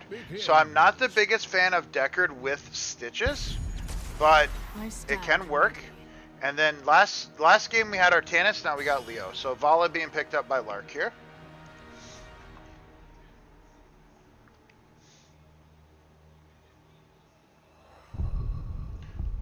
Alright, so based on the format of this tournament, again, this is 10 heroes that cannot be selected next game. So as we get into game 3, or potentially Barley's Chewies taking this game, you know, we get into a game 4 or even 5, we're going to be looking at a very interesting drafts as we get into it. It's Vala. Vala makes sense. Alright, so this is going to be game number 2 in the 3K Raviment Grand Finals. Floxy Nauxini Hilipilification. Is up 1 game right now in these Grand Finals. Barley's Chewies looking to even up this game with their Stitches draft. And we have Thugwife on that Tychus. We have Ghetto Aim on Leo. We have Andrus playing that Chromie. Stitches playing that Lionheart. Or Lionheart playing that Stitches. And Mixon playing Deckard. And on the side of the red team, we do have OBJ on that ETC. Volta playing that Mephisto. I can't see anything else, so I'm going to tab it up. Volta playing Mephisto. Johanna being played by Wisp. Lark playing that Vala. And Anduin being played by Starchild. To match, yeah, Star, the only one not matching his team's picture. They're looking at an early hook just in case. That would have been kind of quick for them to get into that bush. But honestly, I do the same thing, so. But they're looking to just scout it out. Honestly, red team playing very cautious because of that Stitches.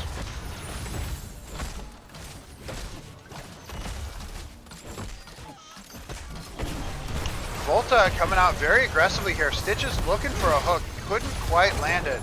Volta needs to be careful. Lionheart knew exactly where he was teleporting from. And it looks like red team is just trying to stall rotations in the getting the bot. So He knew where he was coming from. He just didn't quite have the angle. But that was a really good damage coming into the red team here. Lionheart backing up. We have W build on Chromie as well. Mephisto does have that Q build auto attack on Vala.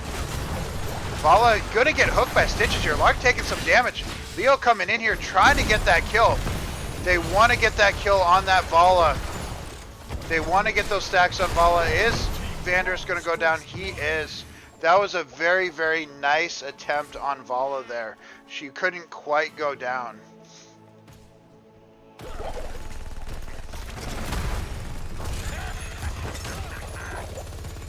Alright, so it looks like blue team and red team are just going to take their respective camps where there's a little bit of skirmishing mid lane. We're looking to Wraith walk away. I don't know if he was expecting the slide to come in or what. But it looks like both teams are just taking their camps. Chromie is rotating top lane, maybe to do a little bit of aggression on ETC there. And then is probably going to start this camp. I assume red team will probably go to their top right camp soon as well. Chromie is looking to stack that W. It only has 4 stacks right now. 4 globes on Stitches, who is going for that speedy globe quest, which will pair well with Gorge. Anduin will have that pull for the Gorge targets, but you need to look for that, creating that distance with it, making Anduin have to essentially walk out of position to get that Gorge. Red team pushing in middle a little bit. Thugwife looking to siege it out a little bit. Stitch is going to be looking for a hook. And there is a camp pushing top lanes. Red team did not take their camp. It is worth noting. Red team did not take their camp. Starchild getting picked out here is going to get hooked, but there's just not the team follow-up that he would like for it. That's the biggest issue here with Stitches. There is not much of a stun follow-up. With Deckard, you know, he is not the greatest pairing with Stitches. Generally, you do want an ETC. You know, Malfurion was banned out. Anduin was taken, which was probably the healer they were looking for. So, but Deckard is good on this map. He does get a lot of value on this map around the objective points. They might be looking for Leo here, but he is going to Wraith walk away. Blue team is going to rotate bot lane and take this camp. And then push it in bot lane while red team takes the objective. I don't know if blue team will get there in time to contest this objective.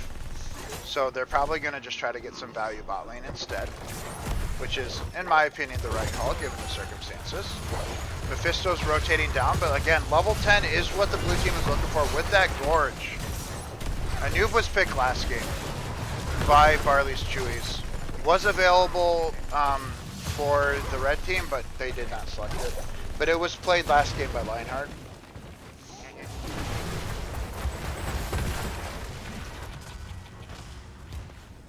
Alright, so this will be a Frozen Punisher, but it is worth noting, blue team has pulled almost all members of the red team bot lane. And as you guys have heard me say a million times, the Frozen Punisher is the weakest Punisher if pushed alone. It is the strongest Punisher if it has a team pushing with it. But in a situation like this where it, you know, it pushed half of it by itself, Stitch is potentially going to go down. Is going to tap, but is going to go down. Blue team does need level 10.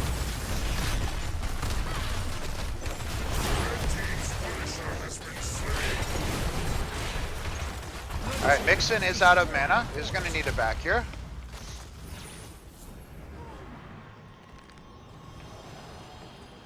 Alright, Leo's looking for a potential gank here.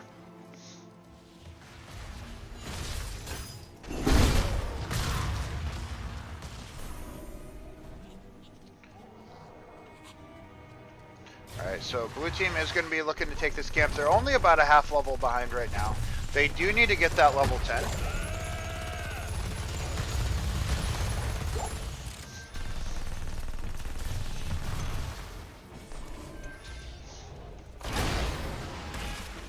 Oh, Chromie's about to get collapsed on. Level 10 isn't online though. That's a nice root by Deckard.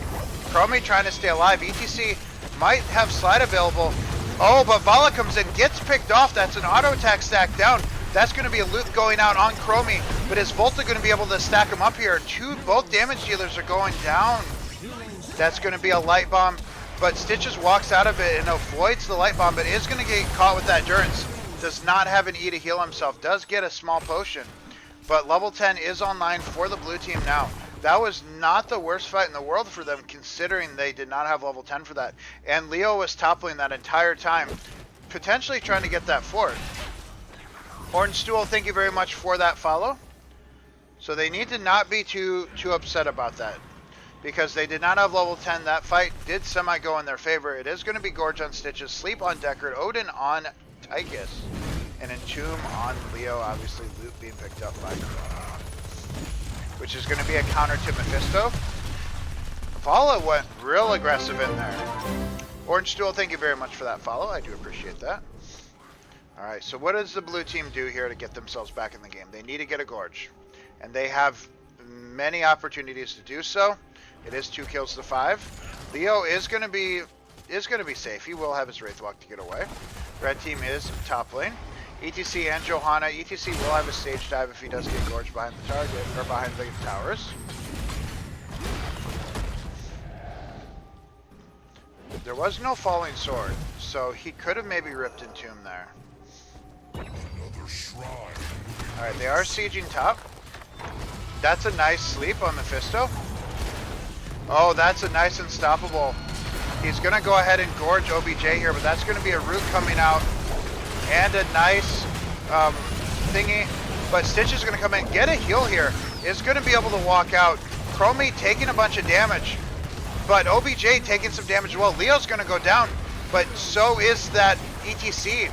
It's going to be a 3 for 2. Just barely red team's walking away there. And look at the health of the 2 remaining blue members. They're full health. This could be a bit on the scary side for him.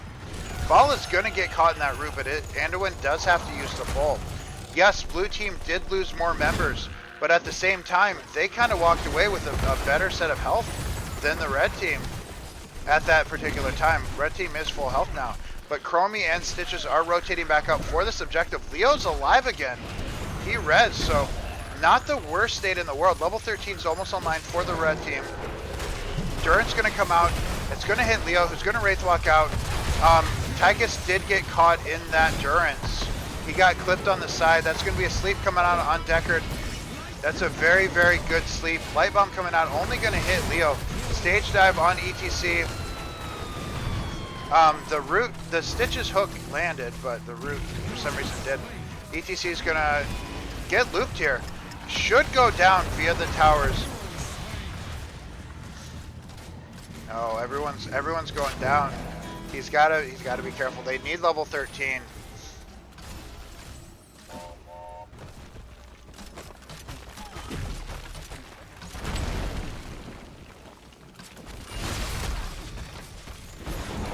Oh, that is a money Entomb by that Leo. That's gonna be Durance coming out, hitting 2 members. Leo's gonna go down again. There was a potion right by him too. That was a really good Entomb. They just didn't have Vanderus for the follow-up. They only had Tychus. Objective is going to be coming in. Leo's going to be rezzing of people to die. Leo, Hook's going to come out. Oh, just a little bit too early there. But that's going to be a loop coming out on Chromie. Sleep on Deckard gets interrupted. Vanderus gets immediately blown up. Vixen trying to keep himself alive. Is going to give himself a heal. ETC's coming in with the stage dive. Ball is low on health though. But Leo's gonna go down, but it is Leo after all. Like to see Lily from Starch. Red team has summoned an arcane punisher. Alright. What can they do with this objective here? They're gonna be taking the top fort. They're gonna want to look to defend the top keep. Leo's gonna be rezzing. It is 4 kills to 15. Red team is dominant right now. But blue team does have a shot here. The level 16 is going to be online for the red team. If they can get a good isolation pick on the Gorge, blue team can get themselves back in this game. And that's something that they need. Red team does need to be aware of. No matter how behind they feel like, or ahead they feel like they are. One good Gorge can turn this whole game around. I have done it on numerous occasions. I can attest to how good that can be.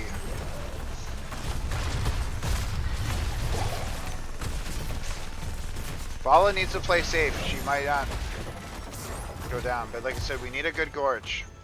Leo's going to come in with an Entomb on that Vala, but the thing is, there's no damage to follow it up. The Entomb was good, but there's no damage. ETC's stage dive in the back line. That's a big root.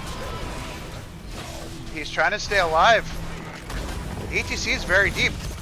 That's going to be ETC going down here. That's a Gorge. That's the opening that they need. They did get the pick on ETC. He stage dove in. He got himself a little bit out of position. Red team needs to be careful. Blue team needs to 5v4. They need to rotate somewhere as 5 and pick a 5v4. They're still down level 16, but they do have the numbers advantage. Otherwise, they just got to turtle their way to 16, which they are getting close. 30 seconds or 20 seconds on ETC. He does not res with stage dive. He has 20 seconds left on it.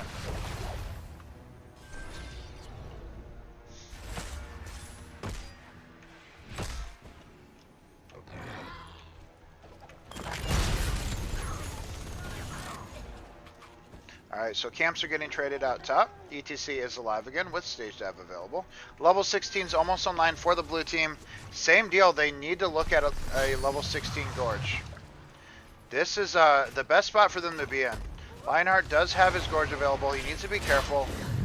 We're looking for an engage on this Johanna. Johanna does have Unstoppable, but the Unstoppable is going to wear off, and that time loop is going to connect. This is going to be huge here. Does Leo have the Entomb on that Anduin, who's going to use Light Bomb to give himself a shield? Leo's going to potentially go down here. It is a Leo. Leo going down does not matter at this juncture of the game, but they're going to try to take down Vala. But Vala is polishing them off. And that's a 5-man team wipe. That Anduin with the Light Bomb doing some damage here. Vala with 147 stacks. Able to make a play here. That Durance by Volta was huge. Alright, they do have a shot. They have been getting some good picks here. They just need to follow it up. Leo going down was not the biggest deal. The rest of them going down was, though. Red team has destroyed a fort.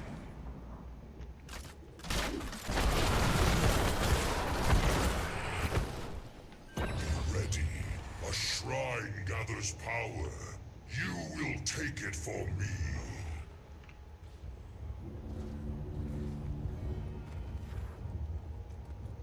Alright, level 20 is almost online for the side of...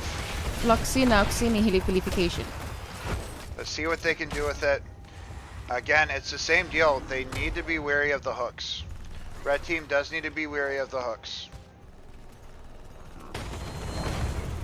The hooks got blue team back in the game once, and they can do it again.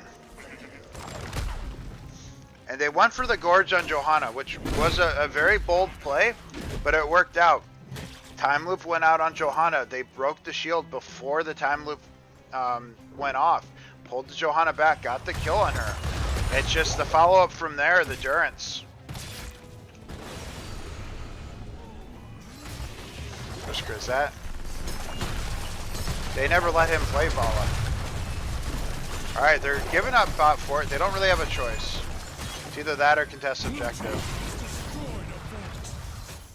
Red team has summoned a mortal punisher.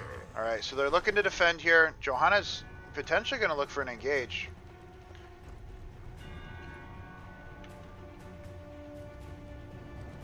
Johanna was just hoping to catch someone, but she would have had no follow-up. Odin coming out. That's a nice root by Deckard.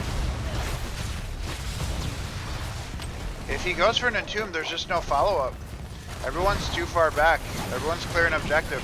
That's a nice Gorge by Lionheart there. Getting pushed further away.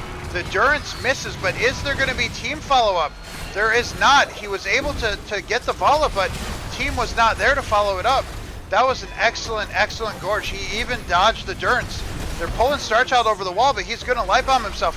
He is doing everything he can to stay alive, but then Tychus goes down. Lionheart doing everything, doing God's work here, trying to make a play, trying to get himself into the game. He's landed these hooks. He's landing hooks on Vala, grabbing Vala for Gorge, landing hooks on Starchild, but they just cannot execute the kills. And Vala's too stacked, just pegging him away.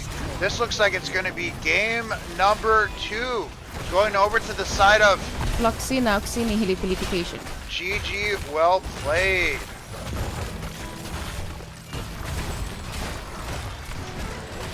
It's just, he's going for it. Yeah, talent advantage too strong. Just the damage had the hardest time following up on the gorge targets. Like, Stitches was getting so many good gorges, so many good hooks, and it just, there was no, the follow-up was never there, it felt like. And that was a big problem for him there.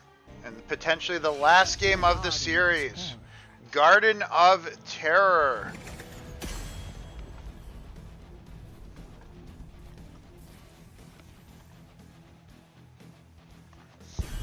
Let's see if Barley's Chewies can start the reverse sweep and bring us to a game 4. Banning out the Dahaka, just trying to remove the globals. You got to figure that the Garrosh is probably going to be banned out this late in the tournament. I mean, I guess the red team did have the flexibility to let the Garrosh through if they wanted to, but they might be just trying to take this tournament home.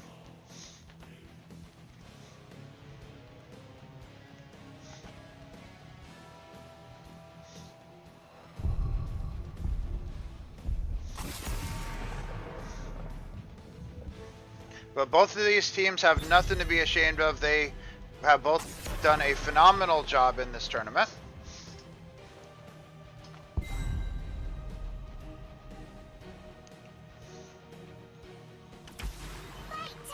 Alright, Brightwing being picked up by Mixon here. Very good map on this, or very good hero on this map because of it being a large map with the global.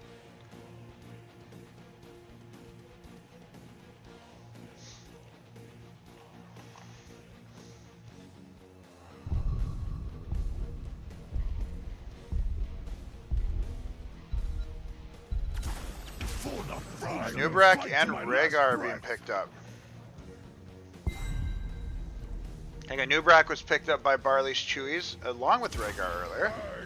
Gul'dan being picked up on the side of Barley's Chewies. And Imperious. Ghetto Aim getting his Imperious this game. We've seen how good he can be on it. And this might be exactly what he needs to get his team back in this game. They're bringing out the big guns.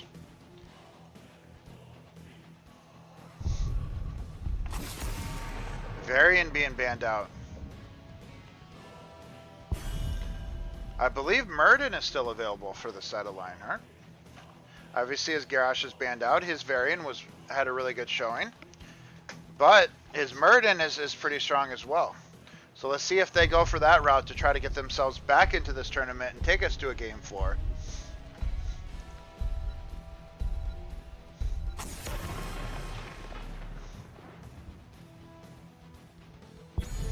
The Falstad ban. They don't want to have to worry about Gust. Or they're just removing globals and Hogger, picking up the Brightwing themselves. They're trying to have the global advantage so they can utilize that, I believe. Alright, let's see what red team wants to draft up here. No, we haven't seen a Murky in this. Arthas being picked up alongside Tychus. It's about damn time. So the Brightwing will be a good counter to the Tychus. Obviously Tychus could have some free reign into the Roots and into the Nubrak stun. Murden being picked up here by Lionheart. Along with Vala on Vandrus. Or Vandrus on Vala. Alright, see what they want to last pick here as their last damage dealer by Lark. We've seen a decent amount of Arthas today, I feel like, in this tournament in general. This format of the tournament has given us a lot of different selections. Rounded out with Zagara.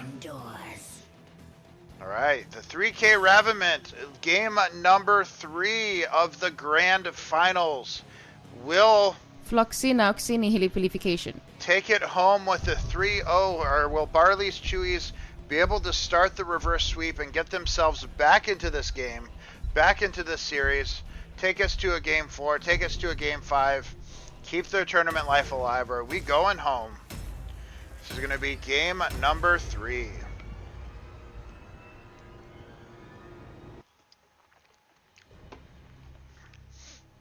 I would say other than the Garrosh, you know, Varian and Murden are probably Lionheart's some of his best characters. Obviously, we know how good Ghetto Aim is at Imperius. I just realized his name is Ghetto Aim, and he's really good at aiming on Imperius. I just tried to move my character again. Alright. Did I just move the whole thing? The whole thing up here? Did I hit a button that did that? I'm insane. Vanders on that Vala mixing on Brightwing. Ghetto Aim will be on that Imperius Slugwife on Gul'dan. And Lionheart will be playing that Murden. On the side of the red team, we do have Starchild on Rhaegar, Volta playing that Tychus, Visp on Anubrak, Zagara being played by Lark, and Arthas being played by OBJ. Floxy Noxy Nihilification. Keep life alive. Let's do it. This is a lot of rotations coming in here. Gul'dan running around clearing up creep with his Q. They're doing a really good job of controlling the creep. I think they've just cleared up every single piece of creep that Zagar just set, which is really good here. Murden over here just trying to harass, jumping on Anubrak here. Is getting engaged on by Starchild, but doesn't really have the follow-up to kill a Murden. Brightwing is bot lane. Vanders is going to be, or Thugwife's going to be looking to stack his Q. Well, Vanders is going to be also looking to stack his Q. I say it perfectly. Floxy Noxy Nihilification. Alright, Brightwing just clearing out bot. We'll have that teleport available if needed. Ghetto Aim is looking to land it. If he lands that Q on Zagara, Zagara will go down. Gonna be helping with that camp there. 4 people on that camp. While Arthas is bot lane, Gul'dan looking to take this camp as well. And Vala takes this camp. And Murden anchoring mid lane. And are they looking for a cheeky invade?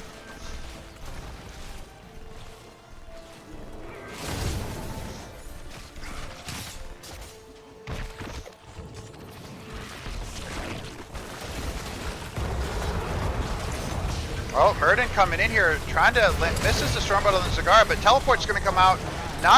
It is going to come out in time, or isn't going to come out in time, but Murden's going to go down as well. The issue is he just did not have follow-up from his damage dealers. Murden and Imperius went in on that Zagara there, but their damage dealers were clearing the camp, weren't in position to follow up that engage. Brightwing, you know, tried to teleport in, he wasn't able to get it. You know, Vala and Gul'dan both need to stack their level 1s, so they are going to be looking a little bit for that late game. So they need to slow play it and kind of just get a little bit of stacks so they're not be over aggressive, but they need to pay attention to what Murden and Imperius are doing because they need to be on the same page. When they're going for picks here, they need to be on the same page with those picks. They have a very squishy Zagara. Stun's going to go out on that Vala, and it's going to be a double Q into the Arthas death. Very good job by Barley's Chewies getting that kill for their first kill. Imperius potentially going to go down. And Nubrak with the counter engage there. I don't know if Star had the teleport for him, or Mixon had the teleport, not Star. Star's not Brightwing. But it looks like Barley's Chewies is going to get this tribute, or is going to get this seed uncontested. We just stopped channeling. I mean, they're gonna get it, but it looks like red team is just giving it. That would have been real bad if they got stopped because of that. All right, but they are looking. Gul'dan is looking to stack his level 1. It looks like they might be going for that Zagara. Oh, almost catching him over the wall there. Tyke is coming in for a potential flank as well. And Anubrak looking for an engage here. Brightwing should have teleport available if needed, but is going to be taking some damage. Is going to have a hard time teleporting. It's teleporting on Murden, but Vala's the one taking the damage. And is coming in with no health as well. Is going to try to jump out, but they're not going to make it out. Brightwing had just taken too much damage before teleporting in. Did not teleport on Vala. Might not have made it in time. Alright, that's going to be a double camp. A lot of pressure coming into bot. level 7 is going to be online soon for the blue team. Collect the seed. And don't fret about the shadows. They don't feel a thing.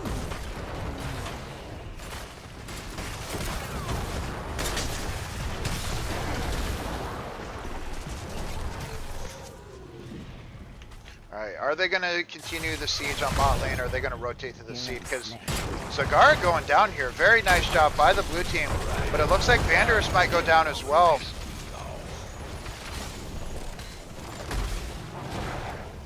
Brightwing, I don't know if Brightwing used the teleport to get to the Imperius. Didn't have it to save Vala.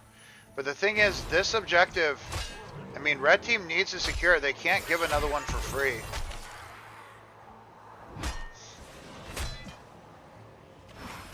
They are going to stall. They do not have level 10 yet, but red team will have it soon. Gul'dan's not here. Gul'dan's bot lane right now. Anub'arak is potentially going to... Nice spear attempt from Ghetto Aim there on Imperius. So Gul'dan is going for the camp instead of helping his team. But that's going to be a nice stun by Imperius, or by Murden there, but there's just no follow-up. Gul'dan's on this camp bot lane. His team needs his help. There's going to be knights being taken here. They're working on getting level 10.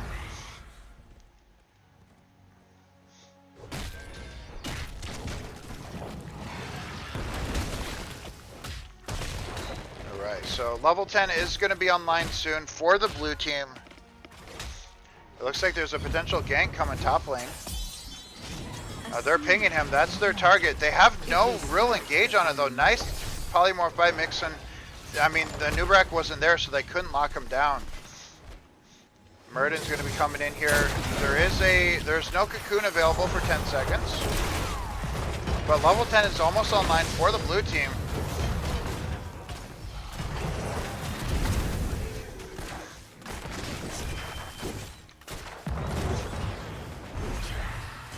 Alright, level 10 is online. We do have Protect, we do have Fear, we do have Blink Heal.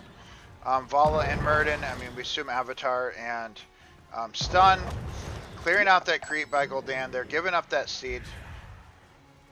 Are they going to be looking for a pick here on Zagara, maybe?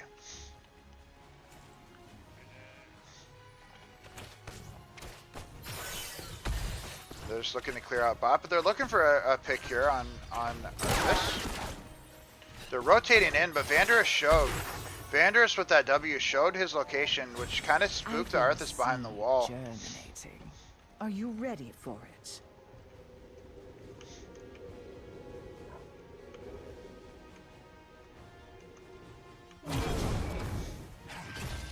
They're clearing it out here. This is a big seed for them, but they don't have level 13.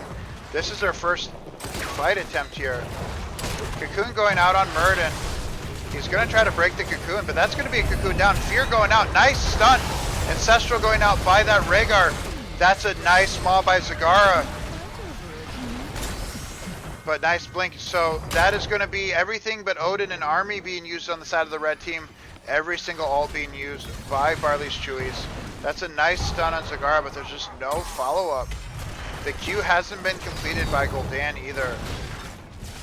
13 Q stacks by Vala. That's going to be a jump over the wall here. A nice spear follow-up on Starchild. Root coming out. Starchild trying to keep alive, but Murden's going to go down.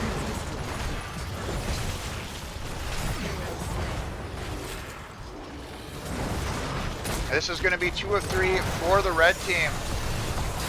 Oh my god, Starchild getting low. Red team getting low, but there's just not enough people left alive to take him down.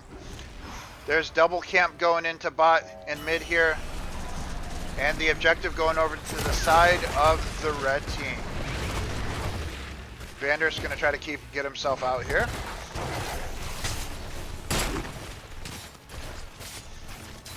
Red team has destroyed a fort. Alright, it looks like bot lane is going to be their target with this Giants coming out. Lionheart is able to jump out.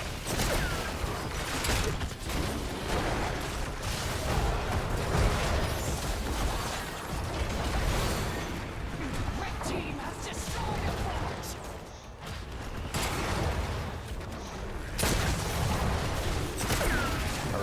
team looking to defend here. Cigar rotating away. Brightwing helping to clear out mid.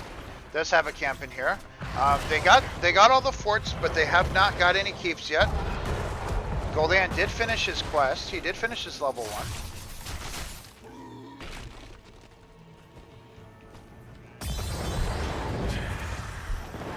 Alright, level 16 is not online yet for the red team. 13, blue team is getting close to. They need to get 13. They need to pick a fight before the red team gets to 16.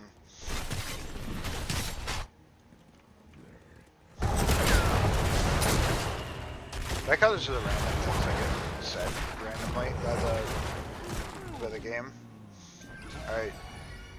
What are they going to look at here?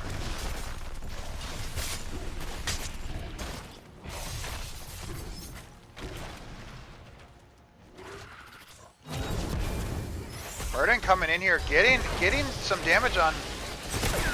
But that's going to be a cocoon going out. Avatar being used. I mean, he knows that they have to fight. Like, they don't have, the enemy team does, or the red team does not have 16 yet. This is a best of 5. We are on game 3 of a best of 5. If the red team wins this, they win the entire tournament. Blue team is looking for the reverse sweep at this point in time. Lionheart had the right idea, popping Avatar going in because the red team did not have 16 yet. They needed to pick a fight with it. Alright, now it's level 16. They can give the next couple seeds and work their way towards 16, which is probably going to be their best bet right now.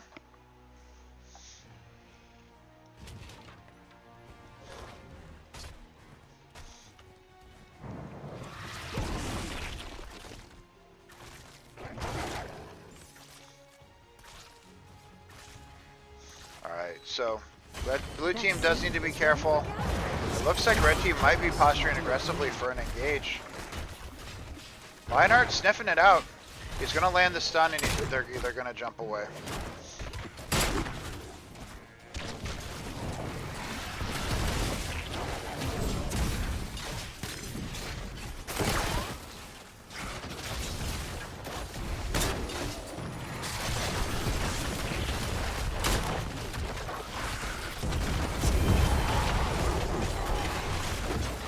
Oh, that's a nice route by Arthas. Lionheart coming in with some damage. They don't have 16 yet. It's a very tough fight to take. Brightwing isn't here, but does have teleport. It is Corrosive Saliva on Cigar as well. Level 16, getting closer for Barley's Chewies. But really, the best thing that happened right there was this is still the first objective after they triple capped seed last objective phase, which gave blue team a significantly more of a chance to get closer to 16. Because how it could have worked is there were 2 seeds that got picked up by the red team, but the red team spent a lot of time top lane without getting any value, which let the blue team catch up in experience and got themselves essentially level 16, which is the best case scenario they can be in right now. So they just need to capitalize on this, actually secure 16, and they can posture for the next objective. They're coming in here for an engage here. They need to get out. Ghettoing potentially going to get collapsed on here. Nubrak coming in, missing though. Level 16 is online.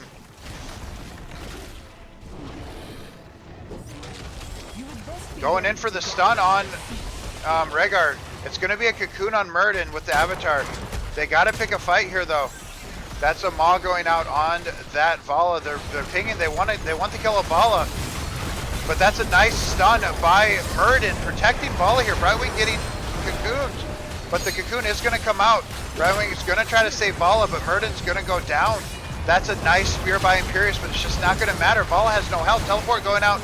Not in time on that Imperius. That teleport was just a little bit too slow. Gul'dan gonna get picked off here. All ults being used except for Odin. Or Odin goes down. This is gonna be the keep going down.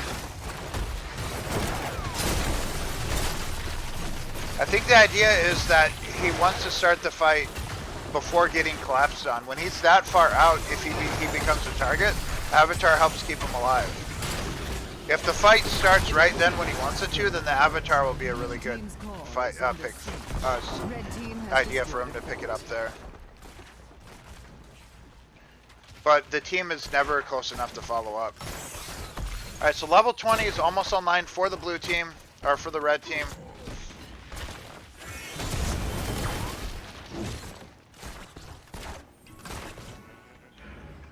Bite build.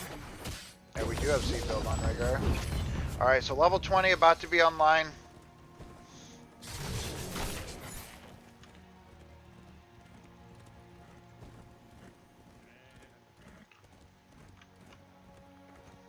All right. They're looking for something here. They know they're on the camp. It's the thing, he gets that stun. That's a nice spear. That's a nice spear by the Imperious. Ancestral coming out. Imperious getting Cocoon. Cocoon's down. That's going to be an Odin coming out. This is going to be it right here. That's a nice spear by Imperious. Ghetto potentially going to go down here. Doesn't have his ult for the shield, but that was a really good maul by Zagara. Vander is trying to do what he can to get himself some Qs. Gul'dan's going to go down as well. And this is likely going to be it. The objective spawn in 25 seconds.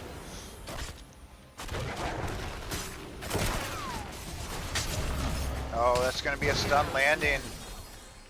It looks like they're probably going to go core here. This might be a 3-0 sweep in the grand finals.